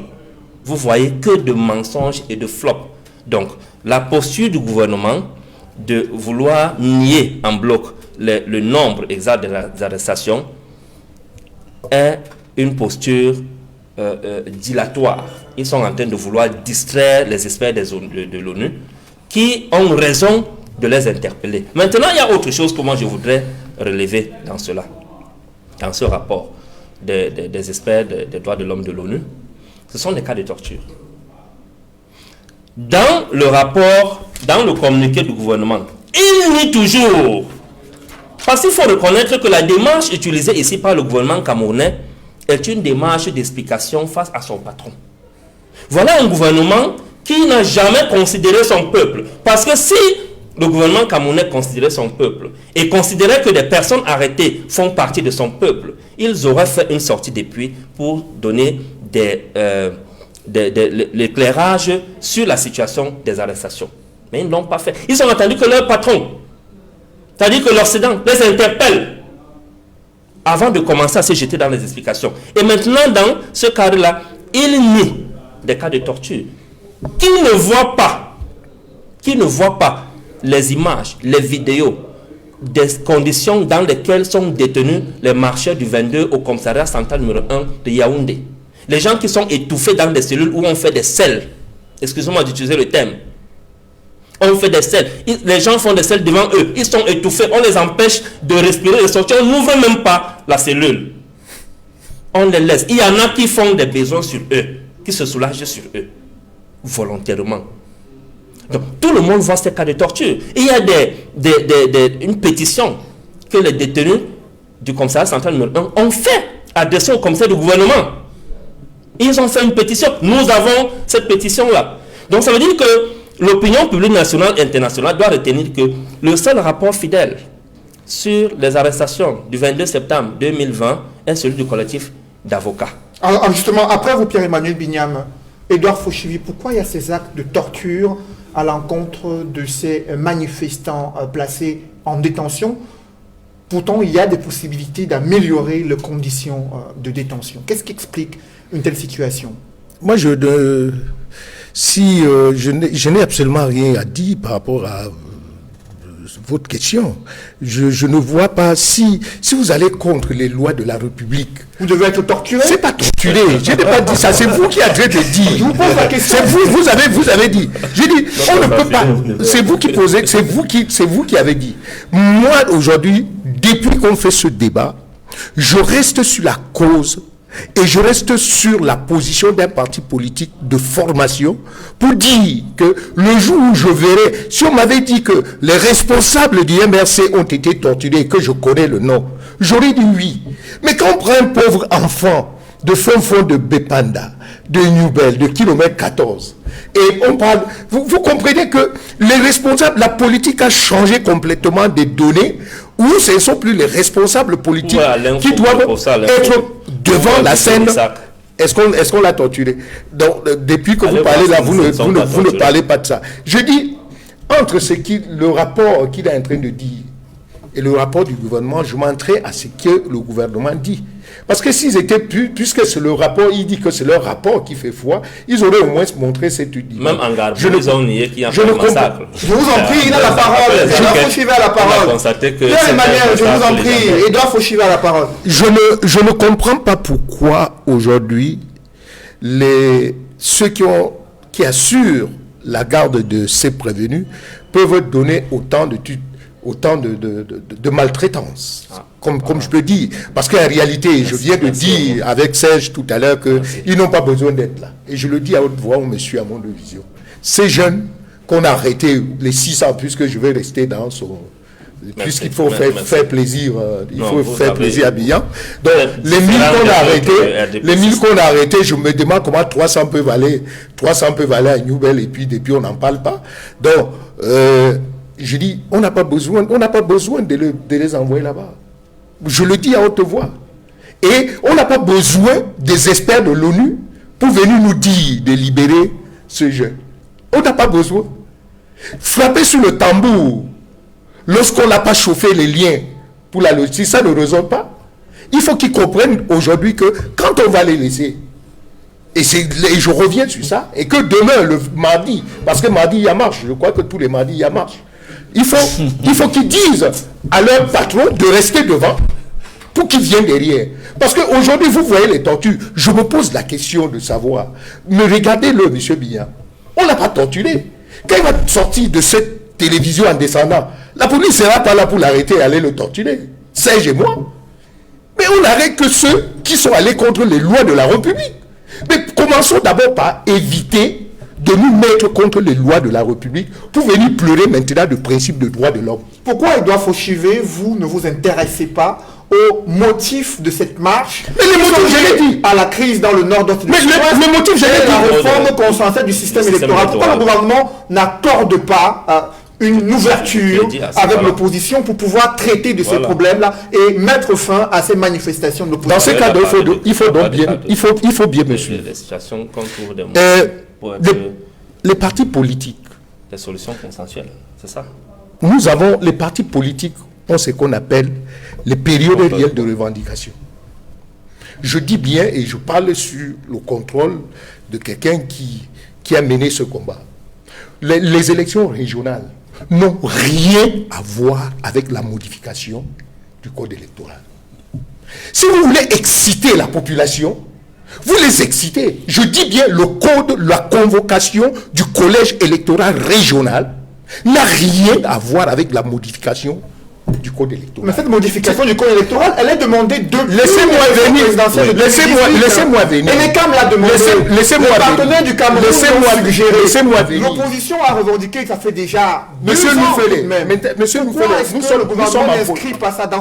Noufélé, nous sommes en politique maintenant. Il faut bien suivre. Vous n'êtes pas un homme politique. Il n'y a aucun parti politique qui gouverne, comme vient de dire, quitte et quitte. Je dis, comme j'ai dit, quitte. C'est-à-dire qu'au lieu de dire, vous avez perdu les élections, on dit que dégagez pour que je vienne m'asseoir. Ça se fait, même en France, ça se fait pas. Donc, je dis donc ceci. La modification du code électoral est un enjeu. Même moi, du RDPC, je le souhaite. Mais tous ceux qui sont de partis politiques de l'opposition, qui savent parfaitement que ce code n'est pas favorable à l'élection présidentielle, ils étaient combien à se présenter? Pourquoi vous comprenez? La bonne revendication d'un code électoral, c'est lorsque la présidentielle est lancée. Je vous donne une image. La Côte d'Ivoire. Regardez ce que les partis de l'opposition de la Côte d'Ivoire sont en train de faire. Monsieur Noufélé, il n'y a pas d'opposition au Cameroun. Les opposants qui viennent chercher... Laissez-moi venir. Laissez-moi achever. Il n'y a pas de parti d'opposition au Cameroun après l'UPC. Monsieur Bignam, suivez le cours. Vous êtes jeune. Il n'y a pas de parti politique d'opposition au Cameroun, sauf l'UPC. Parce que l'UPC, dans sa lutte, n'a jamais cherché à être président de la République, mais à former. Tous ceux qui viennent là maintenant ont un principe. Je dis tous les autres partis politiques. Ce n'est pas la formation de base. Ce n'est pas la connaissance du terrain politique. Regardez un jeune, il vient me parler. Qu'est-ce qu'un président d'un parti peut dire? Que si on convoque les élections régionales sans modification du code électoral, sans qu'elle impacte, est-ce que vous avez peur de modifier le code électoral pour permettre à tous les partis de pouvoir participer à un processus électoral transparent, plus crédible et indépendant? La modification du code électoral se fait dehors, à travers les marches, ou bien ça se fait dans l'Assemblée. Ça se fait où? Je vous pose la question. Ça se fait où, la modification? Ça se fait au niveau de l'Assemblée, d'accord? Il faut que je vous le dise. Lorsqu'un parti politique refuse de participer aux élections législatives, qui donnent le ton pour que les élus au niveau de l'Assemblée nationale posent le problème. Mais mon cher ami, vous pensez que quand on n'est pas allé aux élections législatives pour avoir les députés, dans ce pays, il y a un moment donné où l'Assemblée nationale, les parlementaires de l'Assemblée nationale étaient supérieurs aux parlementaires du RDPC. Il y a eu dans ce pays. Mais s'il était allé aux élections et que le problème était posé, regardez la différence entre les partis politiques, une démocratie de rue et une démocratie réelle. Le jeune Serge Sebatom du PURS et le Cabral Libi participent aujourd'hui à leur niveau. Cabral Libi pose le problème, même quand il pose le problème de modification du code électoral, il est plus entendu que les marcheurs de mardi. Pourtant, le gouvernement ne répond qu'au... Oui, mais RDPC ne répond qu'au MRC. Mais je vous pose... Monsieur Bouffet, vous me posez la question. Pourtant, chacun RDPC répond essentiellement au MRC, des actes politiques. Suivez. Il pose le cadre dans un cadre réglementaire. L'Assemblée nationale. Les autres posent dans un ensemble. Pour ça, j'ai appelé la démocratie de rue. Quelqu'un qui n'est pas allé aux élections législatives, demandez-lui, il pense qu'il va modifier le code électoral où? C'est le mardi, en marchant? Je suis désolé. Alors justement, votre position a été bien comprise. Serge Soran, le RDPC qui estime que c'est uniquement dans le cadre institutionnel qu'il peut y avoir des réformes électorales et d'autres réformes revendiquées par l'opposition. Au regard de ce cadre institutionnel, pensez-vous que c'est là l'espace idéal, que les voies empruntées par les leaders de l'opposition sont vouées à l'échec? Bon, moi j'ajouterais un autre élément, et parce que normalement c'est des choses qu'on ne dit pas en plateau, mais je crois que les citoyens camerounais qui m'écoutent vont intégrer cela. Face à une loi, il y a deux alternatives. Soit les institutions jouent, soit le jeu de cette loi permet de créer un incident. Je prends un cas simple. Si nous nous préparons à aller aux prochaines élections dans 5 ans, sereinement, ça je le dis par expérience, dans la 5e là, l'opposition n'est pas entrée là parce que le RDPC voulait. Nous on a été mis en celui pour avoir arrêté le processus dans près de 40 bureaux de vote. Et c'est ça qui amène ce changement. Imaginons que dans chaque quartier de Douala, il y ait des listes de partis d'opposition, consensuels ou pas, mais où il y a tous les corps sociaux. Et qu'au sortir de cette élection, les gens, parce que quand vous sortez des bureaux de vote, monsieur Noufélé, vous avez vos résultats. Les gens qui disent qu'ils ont les résultats, qu'ils les sortent, les vrais, ils vont se rendre compte que c'est faux. Vous avez vos résultats. Et sur la base de ces résultats, même si Elekam veut truander, il n'y aura pas moyen parce qu'il y aura des incidents. Et suite à ces incidents, on va changer le code. Mais si vous ne participez pas, vous croyez que les gens qui sont assis vont... Non, moi je dis... Donc, au Cameroun, il reste une étape. Absolument. Sauf que ces incidents... amener le gouvernement... Mais puisqu'il est d'accord avec moi, il m'a dit que... Non, M. Bignan m'a dit ici que ce gouvernement est autiste. Tout à fait. D'accord? Mais s'il est autiste, soyons conséquents. Ça veut dire qu'il nous reste cette voie. Mais cette voie peut s'adosser sur la loi. Parce que ce que beaucoup ne savent pas, et je dis ici, vous appelez Kamga de Haut-Florange. Moi, je parie que beaucoup d'avocats ne maîtrisent même pas le code électoral. Les gens ne savent pas qu'il y a plus de 21 jours pour faire les listes au Cameroun. Au-delà de 15 jours. Parce que la disposition 188 vous dit que vous pouvez même, sur une liste de 25, aller déposer une liste, un nom, et aller compléter. Parce que quand il y aura le contentieux, si vous amenez les pièces, on valide votre loi. Et si après ça, tenez bien ce que je vous dis là, si après le contentieux, on vous rejette encore, vous avez encore un recours sur 7 jours à Elekam. Vous pouvez aller à Elekam, toujours avec vos pièces. Ce qui veut dire que cette loi, c'est ce que Hilaire appelait souvent des contradictions du code qu'il faut nettoyer. Pourquoi ne pas donner 30 jours au Camerounais avec le contexte? Deuxième chose, les gens évoquent souvent le principe du PV de l'ECAM. Et le fait qu'on dise que c'est l'ECAM proclame la loi, c'est une contradiction avec la loi.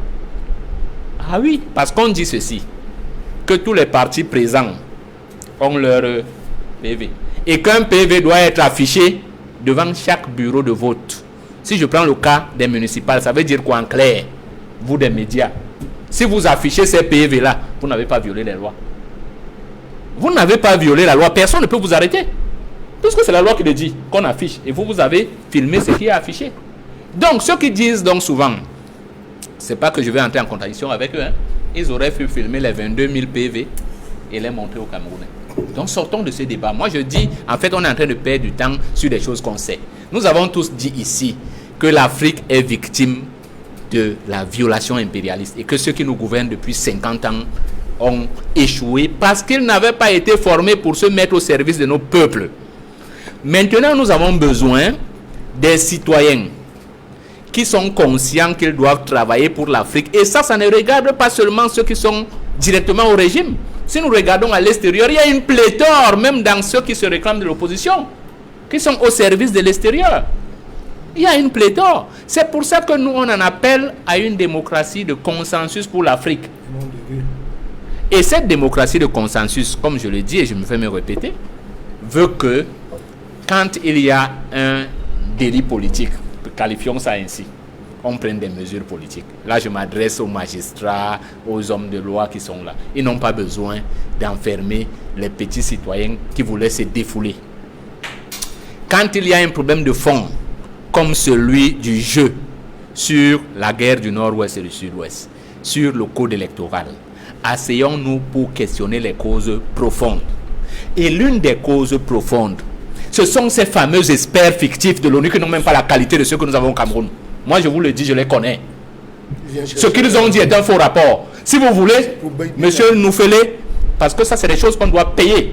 Si les gens veulent la contradiction, qu'on appelle ici des gens de ces cabinets. Moi, je sacrifierai une semaine et je vous amènerai les documents fictifs qui circulent partout, même dans les réseaux sociaux, qui sont là pour détruire l'Afrique et la faire reculer.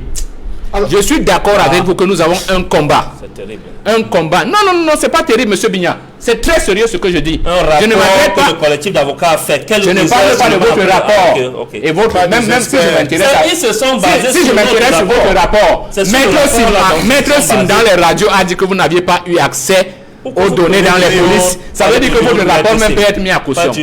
Donc moi, non, je dis ceci, je prends le cas parce qu'il était, non, Maître Sim était passé, non, Maître Sim est vice-président, il était passé dans les médias. Non, mais monsieur Noufélé, soyons, je vous ai dit que parlons. Je ne rends pas service. Je dis ceci, je n'ai pas parlé de votre rapport, parce que si je m'intéresse à votre rapport, pour moi, les rapports en fait se contredisent souvent. Il faut l'intégrer. Un rapport n'est pas une vérité apodictique. Je suis d'accord avec vous. Alors, moi je dis ceci. Moi j'ai un problème. C'est parce que ça a des avantages. Les droits de l'homme ont demandé une enquête indépendante. Ça veut dire qu'ils n'ont pas à être péremptoires. Puisque c'est l'enquête qui révélera la vérité. Voilà pourquoi même le rapport du RDPC, pour le gouvernement, pour moi, c'est une non-histoire. C'est-à-dire ce que le RDPC fait pour moi. En fait, ils sont là, c'est un fait, mais ce n'est pas sur eux que je compte. Mais je dis ceci, nous devons faire très attention aux injonctions qui nous viennent ailleurs, surtout des organismes de l'ONU. Regardez à travers la planète, il y a une grande bataille, y compris ceux qui ont créé l'ONU, c'est-à-dire les États-Unis. Pourquoi ils veulent sortir de l'OMS? Parce que ça ne leur rend plus service. Ils sont sortis. Pourquoi ils veulent priver certains organismes de l'ONU? Ils ont mis leur... Voilà le seul pays qui a refusé de mettre ses citoyens militaires avec toutes les bevées qu'on met dans le monde sous la juridiction de l'ONU. Pourquoi? Parce qu'ils savent bien que c'est une affaire de force et non de droit. Mais ces citoyens et soldats américains ont quand même été jugés dans la justice américaine. Et là-bas, vous êtes ils ont même des les nôtres aussi dans tous les pays. Maintenant, je vais finir en disant ceci. Je vais finir en disant, tous les pays ont ça. Tous les pays jugent leurs militaires à la cour martiale. Tous les pays jugent. Les États-Unis, c'est le pire pays au monde en matière de droits de l'homme. Vous éloignez du débat. Vous éloignez du débat. Respectons la souveraineté et l'indépendance des États-Unis. Pour le Cameroun. Restons qu'il reste une grande nation dans le monde et qui a un système démocratique qui est dans le classement des ONG. Dans le monde entier, l'un des meilleurs par rapport au Cameroun. Je vous en prie. Sur une question qui éveille la conscience des Camerounais sur lesquels ils sont en train de se prononcer à travers les réseaux sociaux, c'est la fameuse taxe douanière par voie numérique sur les téléphones portables. Ça, vous avez vu cette levée de bouclier des Camerounais qui s'étonnent de ce nouveau dispositif annoncé par les différents ministres, à la fois des postes de télécommunications et ministère des Finances. Que pensez-vous de ce nouveau dispositif?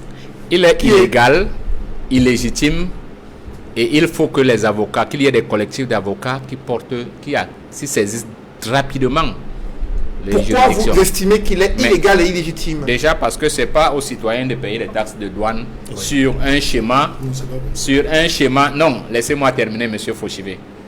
Attendez, pourquoi quand les voitures entrent clandestinement au Cameroun, on ne vient pas vous demander de payer la taxe douanière?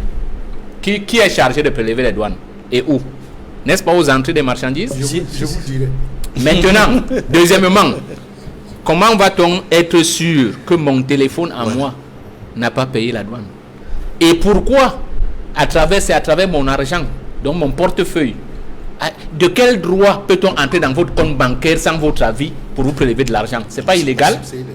C'est illégal, non? Tout à fait. Bon, à partir de ce moment, et même, ce n'est même pas comme ça. Comme les taxes relèvent de la loi de finances, comment se fait-il qu'un ministre... C'est pour ça que je dis souvent que M. Fauchivé, il est temps. Et je pense que vous êtes écouté. Et j'espère que vous êtes écouté. Qu'on arrête d'avoir un gouvernement pléthorique d'incompétents et d'oisifs. Vraiment, que les Camerounais... J'ai dit que si on prélève 5 francs dans votre téléphone, ne payez plus le courant et l'eau. Et à partir de ce moment, si les agents se présentent, eh bien, gérez-les comme on doit gérer un brigand, parce que c'est des voleurs. Voilà, j'en termine là. On n'appelle pas à l'insurrection. Ça n'est pas l'insurrection. Comment on fait la justice privée quand on vous a volé de la personne?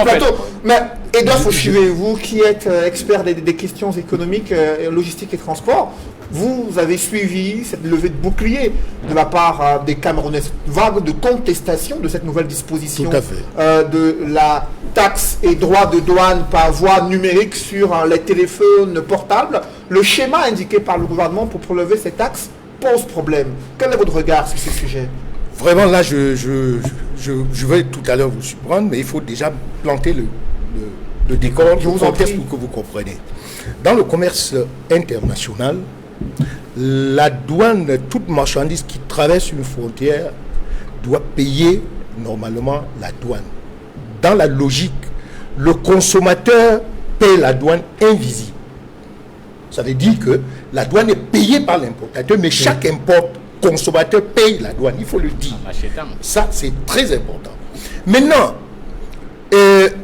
l'État, dans le cadre de l'ACOMI, acte au commerce illicite, l'État avait prévu une entrée. Et c'est là où il faut être. L'État a le droit, soit de faire payer en amont la douane, mais si c'est un aval, possible aussi, mais les données doivent être changées. C'est ça qu'il faut donc comprendre. Donc je crois que ceux qui nous suivent comprennent. Le consommateur peut bien payer la douane. Il faut bien le dire. Mais sauf que, pour qu'il paye la douane, il faut que l'État mette sur pied ce qu'on appelle les garanties. Quelles sont ces garanties? Et c'est donc là où j'arrive. Donc, quand on dit si en amont il y a eu faillite et qu'on a pu prélever donc les droits de douane sur cette marchandise, la faute c'est pas le consommateur. Il faut le dire, c'est pas le consommateur la faute c'est normalement au cercle qui avait le droit normalement de veiller. Et c'est pour ça que le rôle de la douane n'est pas le recouvrement dans l'économie. La douane a le rôle de contrôle et de sécurité de marchandises. Ça veut dire qu'une marchandise ne peut pas entrer sur le territoire sans pouvoir payer la douane. Ouais. C'est pas le rôle de la douane, c'est pas le recouvrement. Et c'est donc, normalement, quand j'ai dit ça, vous comprenez que entre la direction de douane, le ministre de Finances et le ministre de BTT, de Poste et Télécommunications, qui vont s'asseoir pour faire comprendre aux consommateurs qu'il devient aujourd'hui un maillon pour payer la douane. Excusez-moi de dire, l'État de ce côté n'a pas fait son travail. Parce que le circuit qu'ils sont en train de mettre sur pied à travers le numérique montre que dans le cadre de la déclaration par masse, parce que quand on dit déclaration par masse et déclaration par individualité de masse, vous ne pouvez pas prendre un sac de riz du Pakistan pour venir dédouaner au Cameroun. Vous comprenez pourquoi je parle de masse. Vous allez faire venir un navire. Donc là, ça se voit. Mais ces appareils dont on a en main, vous pouvez faire entrer 200 téléphones par un coup de vol, je vais dire transport aérien, sans que ça se voit. Vous pouvez, dans le cadre des empotages des conteneurs, mettre les téléphones au fur et à mesure à l'intérieur sans que ça se voit. Donc c'était à la douane de mettre les stratégies pour que tout ce qui entre puisse être visible pour pouvoir payer la contrepartie douane. Maintenant, vous dites que le consommateur va payer. Eh bien, si le consommateur, puisque le consommateur le payait, il faut dire, le consommateur payait la douane, mais elle était invisible. Prenons un cas simple. Un téléphone qui était vendu sur le marché au Cameroun à 100 000 francs, ça dit qu'il y avait 33 000 de douane, déjà. Donc en réalité, le téléphone entré au Cameroun avec tout coût logistique 67 000. La question maintenant, et la garantie dont je parlais, est donc là. Si ce téléphone, premier niveau, je dois payer 33 000, ça suppose que je dois acheter un téléphone à 67 000. On est d'accord? Oui, oui. On est d'accord. Mais sauf que, lors de ce trio, le ministre de Commerce était invisible. C'est le ministre de Commerce qui est le ministre de prix. Voilà. Vous voyez le ministre Baga souvent dans le marché en train de dire le sac de riz, il faut fermer ici. C'est lui le ministre de prix. Qu'est-ce qui garantit aujourd'hui, M. Noufélé, que vous arrivez tout à l'heure au marché de téléphone, qu'on vous vende un téléphone à 150 000. Si on vous vend à 150 000, vous payez 33 000, ça veut dire que le téléphone vous a coûté 183 000. Oui. Ce sont ces garanties. Et ça, c'est le rôle de l'État. Lorsque le ministre descend pour dire que le sac de riz est monté à plus de 2 000 ou bien le sucre, etc., vous le voyez, parce que la direction de prix est avec lui et ils connaissent le prix. L'architecture des téléphones qui sont sur le marché camerounais, c'est où? Il fallait donc qu'il y ait cette architecture de prix. Par exemple, mon téléphone, c'était un Nokia 10. Il fallait donc qu'on dise Nokia 10, arrivé au Cameroun, 400 000. Droit de douane, 33%, ceci. Ça veut dire que si c'est 400 000, tu achètes sans douane. Et si on veut payer maintenant, on paye 33% de 400 000. Là, si vous allez acheter des douaniers, vous payez 400 plus la douane. Si vous achetez non des douaniers, vous payez 400 000. Ça, c'est l'État qui met ses garanties. Deuxième chose, le paiement me gêne. Pourquoi il vous gêne? Le paiement me gêne parce que je ne peux pas voir, je ne peux pas croire que le directeur de douane ou bien le ministre de Poste et Télécommunications pense que le crédit de communication est devenu maintenant un truc d'instrument de paiement. Parce qu'en réalité, c'est que quand on va vous dire de payer, c'est votre crédit de téléphone qui va payer. C'est pour ça que la BEAC, les sociétés comme Orange,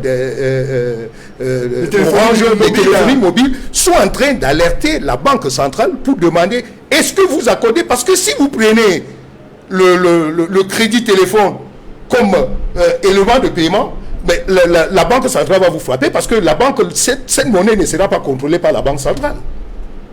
Donc les 45 milliards qu'on dit va échapper au contrôle de la Banque centrale. Ça, c'est un danger. Donc, je dis ça. Donc, ce n'est pas question de politique ici. C'est question ici de dire que le consommateur peut payer la douane, mais il faut protéger le consommateur. Justement, ça a été compris. Vous avez soulevé des appréhensions que vous venez de suivre, Pierre-Emmanuel Bignam, de nombreuses appréhensions et des zones d'ombre autour de l'initiative du gouvernement pour mettre en application ce dispositif de collecte des droits et taxes de douane pour avoir le numérique sur le téléphone portable. Pour vous, quelles sont les failles que vous avez pu identifier?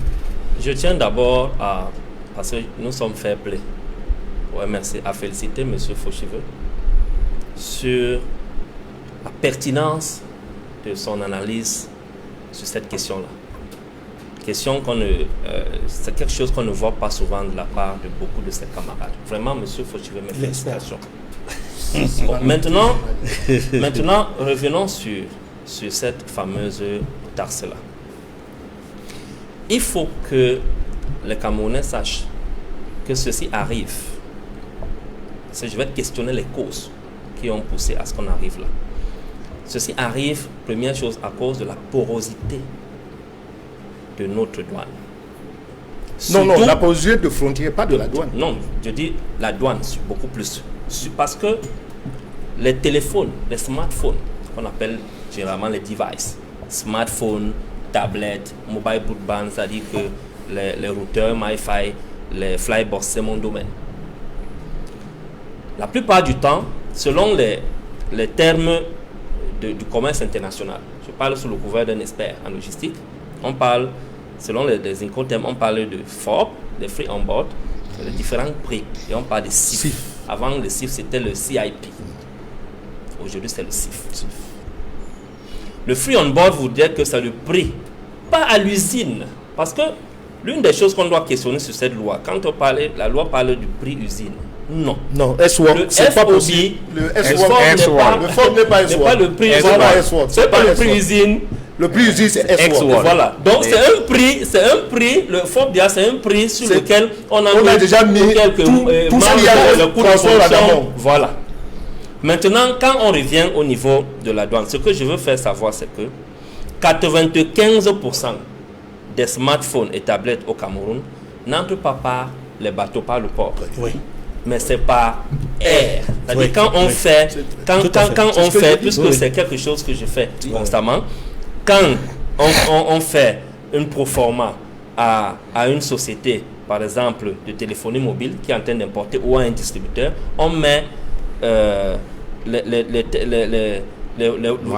voie de transport utilisée, on met air by air. Donc 95% entre par l'aéroport. Oui. Ça veut dire que au niveau du dispositif, le dispositif que l'État a déployé de la douane au niveau de l'aéroport, c'est ce dispositif qui ne fait pas de travail. Attendez les téléphones par mer, 1000 ans ça ne viendra pas. Aucun importateur ne peut faire un conteneur de téléphone. Donc maintenant, puisque c'est des unités, si on vous montre 10 000 smartphones, ici là, on présente ça, c'est dans une petite caisse, on dit 10 000. Donc généralement, ça vient par air. Donc maintenant, lorsque vous voyez la réaction, par exemple, du DG de Orange Cameroun, ça montre tout simplement que les opérateurs en question, mobiles, les importateurs, et même nous, les consommateurs, les utilisateurs de ces outils-là, n'avions pas été convoqués sur la table de débat qui allait aboutir à cette loi. Voilà pourquoi les opérateurs mobiles, les importateurs, se désolidarisent déjà lorsqu'ils convoquent la BEAC pour confirmer la faisabilité de ce projet-là en termes de recouvrement. Il y a aussi la faisabilité technique aussi qui se pose sur l'identification. Maintenant, la société qui a été retenue pour la plateforme de prélèvement de ces taxes. Voilà, la société privée qui a été retenue pour la plateforme de recouvrement de cette taxe-là n'a pas encore fait ses preuves ailleurs. Nous n'avons pas de référence de cette société-là ayant exercé, que ce soit au Cameroun ou ailleurs, ou même en zone CIMAC, dans ce domaine-là. Autre chose, le gouvernement camerounais, ce que le gouvernement camerounais doit aussi dire clairement en termes de communication gouvernementale, parce qu'il faut aussi questionner la communication. Tout à fait. Beaucoup de nos citoyens sont perdus aujourd'hui parce qu'ils n'ont pas la bonne information. C'est que le gouvernement est face à un dilemme de stratégie de recouvrement des taxes sur les téléphones ou sur le mobile money. Cette politique a été lancée en 2018 par la plupart des pays africains, le Kenya, la Côte d'Ivoire, le Malawi, le Rwanda, le Sénégal. Et quand on prend par exemple le modèle kenyan, le modèle kenyan est le suivant. Ils ont baissé, ils ont même presque annulé la taxe sur l'importation des smartphones. Maintenant, ils ont mis des droits d'assises qui sont passés en 2018 de 10% à 12% sur tous les transferts mobile money effectués. C'est vrai que ça a soulevé beaucoup de remous auprès de la population des consommateurs, mais Safaricom, qui est le principal opérateur avec plus de 70% sur le marché kenyan, a finalement fléchi. Parce que le mobile money au Kenya est utilisé par 95% de la population. Pendant qu'au Cameroun, le mobile money est utilisé par 40% des abonnés. Et les abonnés mobiles au Cameroun, c'est 19 millions d'abonnés confondus. Et dans les 19 millions, 40% utilisent le mobile money. Et c'est l'une des moyennes les plus basses en Afrique centrale parce que le Gabon est à 43%. Donc l'Afrique centrale est en retard sur ce domaine-là par rapport à l'Afrique de l'Ouest et à l'Afrique australe, dont les moyennes sont autour de 75-90%. Alors, l'effort que le gouvernement camerounais doit faire, ou le dilemme qui se pose, c'est que c'est vrai, si on prend par exemple le cas de la Côte d'Ivoire a aussi utilisé le modèle kenyan, mais ça n'a pas marché après. Pourquoi? Parce que En Côte d'Ivoire, ils ont appliqué la TVA à 18% sur ces retraites-là, plus 0,5% comme droit d'assise. Ça revient à 18,5%. Mais si on prend un cas, que vous faites par exemple 1 million de mobile money de transfert en une année, ça va faire beaucoup. Par contre, vous utilisez un smartphone sur lequel on applique, et vous utilisez ça, on applique la taxe, vous utilisez ça même pendant 2-3 ans. Sauf que le vrai débat aujourd'hui au Cameroun, c'est le montant de cette taxe-là. 33%, c'est faux. Justement, et le gouvernement... 33%, c'est tôt. Donc, maintenant, lorsqu'on questionne tous les autres modèles, on comprend que, pour dire vrai, ça c'est ma position, pas celle du MSC, parce que le parti ne s'est pas encore prononcé dessus. Ma position, pour dire vrai, c'est qu'on revienne à l'ancienne façon de faire. Qu'on revienne à l'ancienne façon de faire, mais qu'on renforce le dispositif au niveau de la douane. C'est-à-dire que les opérateurs mobiles et les importateurs continuent à payer la taxe douanière, qu'ils vont répercuter sur le prix de revente publique avec leur marge bénéficiaire. Justement, et un débat qui se pose également, Edmond Kangia, c'est la faisabilité technique d'identifier des abonnés qui se connectent pour la première fois à un opérateur téléphonie mobile. On a vu les différents opérateurs poser le problème, la faisabilité technique, mais d'aucuns estiment qu'ils ne souhaitent pas qu'il y ait une visibilité sur le réel chiffre d'affaires effectué par ces opérateurs et permettre à l'État de mobiliser environ 45 milliards de francs CFA si jamais cette nouvelle disposition venait à être appliquée. Quel est votre regard sur cette fiscalité qui vient peser sur les Camerounais? D'abord, je m'associe aux propos de tous les autres co-panélistes sur les observations, les remarques pertinentes, les réserves formulées et le souci des garanties pour protéger le consommateur. Là, c'est très important, des garanties pour protéger le consommateur, parce que si cet aspect-là n'est pas pris en compte, je crois que le consommateur va payer 2 fois. Et ce serait injuste, catastrophique et désastreux. L'autre chose, c'est qu'il est important, et ça aurait dû être fait avant, qu'il y ait eu des concertations entre les parties prenantes pour discuter de la question, le privé et le public, et pour qu'ensemble ils voient quelle est la meilleure formule à adopter pour que l'on puisse facilement permettre de payer les taxes et que ces taxes ne soient pas lourdes pour le consommateur final, parce qu'en réalité le problème est là, et le montant qui est élevé et le fait que le consommateur a l'impression que l'importateur est privilégié par rapport à lui. Ça devient un crime, un délit pour le consommateur de s'acheter un téléphone pour en jouir personnellement et pour ses activités. Et ça va décourager davantage au niveau des politiques publiques en place sur en matière de numérique.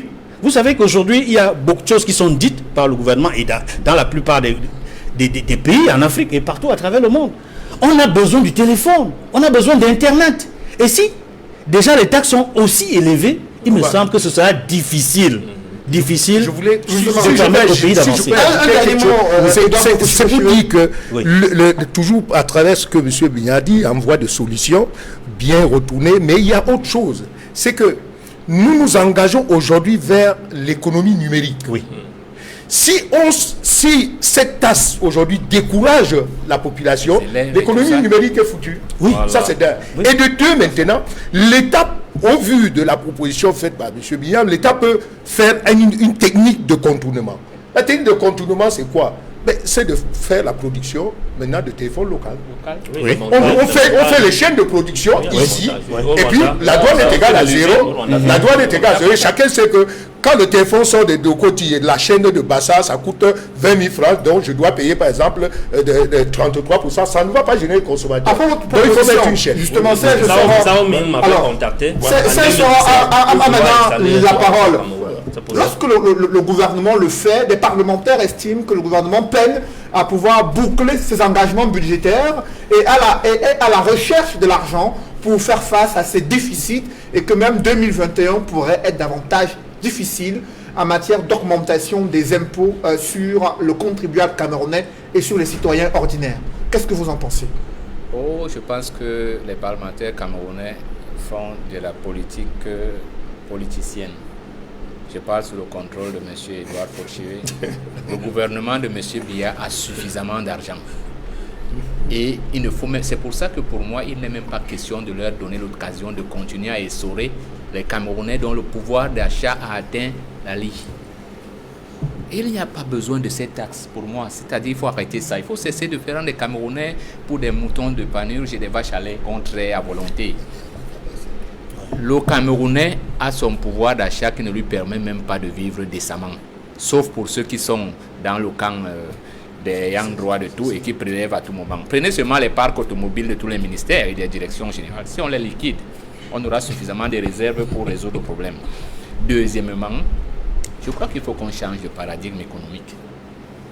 Nous ne devons plus être dans une économie d'importation massive. Dans tous les pays qui veulent se développer, même les véhicules doivent être montés pour permettre aux Camerounais qui veulent le faire. Regardez pourquoi il y a une implosion de motos. Oui. Parce que les gars ont résolu le problème. On les monte ici, là. Oui. Et même la Covid-19 vient de nous donner une leçon. On l'a soigné. Et si nous ne résolvons pas ce problème en regardant ce qu'on a fait avec la Covid, nous allons encore avoir 50 ans de recul. Donc pour moi, premièrement, si les parlementaires veulent nous aider, d'ailleurs ne font pas le poids, mais le problème, ce n'est pas de crier sur les toits, c'est de venir mobiliser les populations pour être contre cette taxe, je le dis une première fois. L'autre chose que j'ai évoquée ici, et ça va faire certains, c'est que l'eau et l'énergie sont des instruments de développement. Au stade où le Cameroun est, beaucoup de Camerounais travaillent chez eux et s'en sortent pas des petits boulots qui dépendent de l'eau et l'énergie.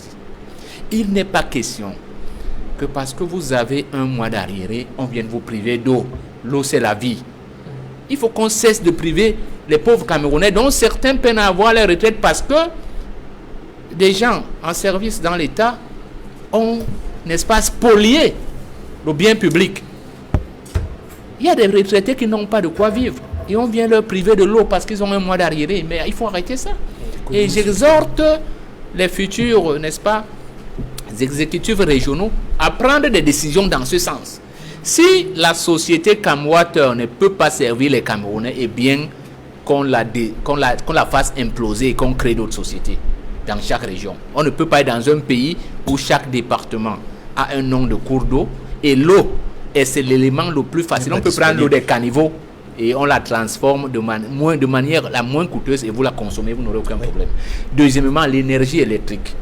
Eh bien, il faut qu'on sorte de ces désordres où on pense qu'il faut que les gens viennent de l'extérieur pour gérer notre courant. Et vous payez pour avoir un branchement, vous faites 6 mois. Après, on commence à vous embêter tous les fins du mois. Non, il faut arrêter ça. Il faut arrêter ça parce que les quelques barrages que nous avons, déjà nous ont coûté pour certains 4 fois de leur prix exact, dont l'argent est allé dans les poches des gens qu'on connaît. Il faut que ces gens rendent gorge et qu'on commence à fonctionner. Maintenant, je pense pour les Camerounais, une fois de plus, parce que j'ai l'impression qu'on veut sortir, je réitère mes condoléances à la famille du combattant Kipes-Kisamba et à toute la famille des patriotes camerounais et africains. Et avant de clore cette émission, Edmond Kambia, un mot sur le commandant Kisamba, qui de l'UPC, qui s'en est étalé, vous qui avez travaillé sur son parcours politique, qu'est-ce que vous pouvez nous en dire au moment où nous mettons un terme à cette émission? Oui, effectivement, le commandant Kisamba, son nom de code, son nom de guerre, est une grande figure de l'histoire politique du Cameroun et de l'Afrique. Du Cameroun parce que c'était quelqu'un, un grand combattant à l'UPC, un formateur militaire, un instructeur, et il a, à travers l'UPC, qui avait de bonnes relations avec de formations politiques à travers le continent, dont le FLN, le MPLA en Angola, dans d'autres pays en Afrique, l'UPC, à travers lui, a pratiquement exporté l'expertise. Et au point où je peux vous dire, sans me tromper, que le commandant Kisamba a participé à la lutte de libération de l'Angola. L'indépendance de l'Angola, c'est un fruit de l'UPC, c'est un fruit du commandant Kisamba et de ses camarades, parce que c'est grâce à eux qu'ils ont pu faire face à l'adversité de la puissance coloniale et d'autres puissances, d'autres formations politiques du pays qui étaient soutenues par l'Afrique du Sud et par d'autres puissances coloniales. Et je me rappelle même que lorsqu'ils ont obtenu leur indépendance et que le pays a commencé à démarrer jusqu'à la mort du premier président Agostinho Neto, il a promis et réalisé fait en sorte que l'UPC, tous les UPCistes qui viendraient en Angola seraient chez eux. C'est-à-dire tous les Camerounais de l'UPC sont chez eux. Et il avait un statut particulier en Angola. Nous avons été très surpris qu'il revienne au Cameroun. Parce que Agostino lui avait permis, n'est-ce pas, d'occuper son domicile, d'avoir les mêmes droits que lui, chef d'État. Et quand il quitte l'Angola pour le Cameroun, pour la promesse que Paul Biya lui avait faite, qu'il revienne au pays pour réconcilier le peuple et tout, les Angolais lui avaient dit, si ça ne marche pas, retourne en Angola. Et c'est là notre pincement de cœur, parce que nous savons que s'il était retourné en Angola, après toutes les vicissitudes, les turpitudes qu'il a connues au Cameroun, il serait encore vivant. Permettez-moi de lui rendre cet hommage Kissamba. Et pour tous les nationalistes aussi. Merci. C'est la fin de cette émission. Mesdames, Messieurs, merci de l'avoir suivi. Merci à vous, Edmond Kambia, Edouard Fauchivé, d'être venus sur ce plateau. Merci également à vous, messieurs Serge Ferrand et Pierre-Emmanuel Bignam, d'avoir participé à ce débat. C'était la fin de cette émission. Merci de l'avoir suivi et merci de rester sur Equinox Télévision.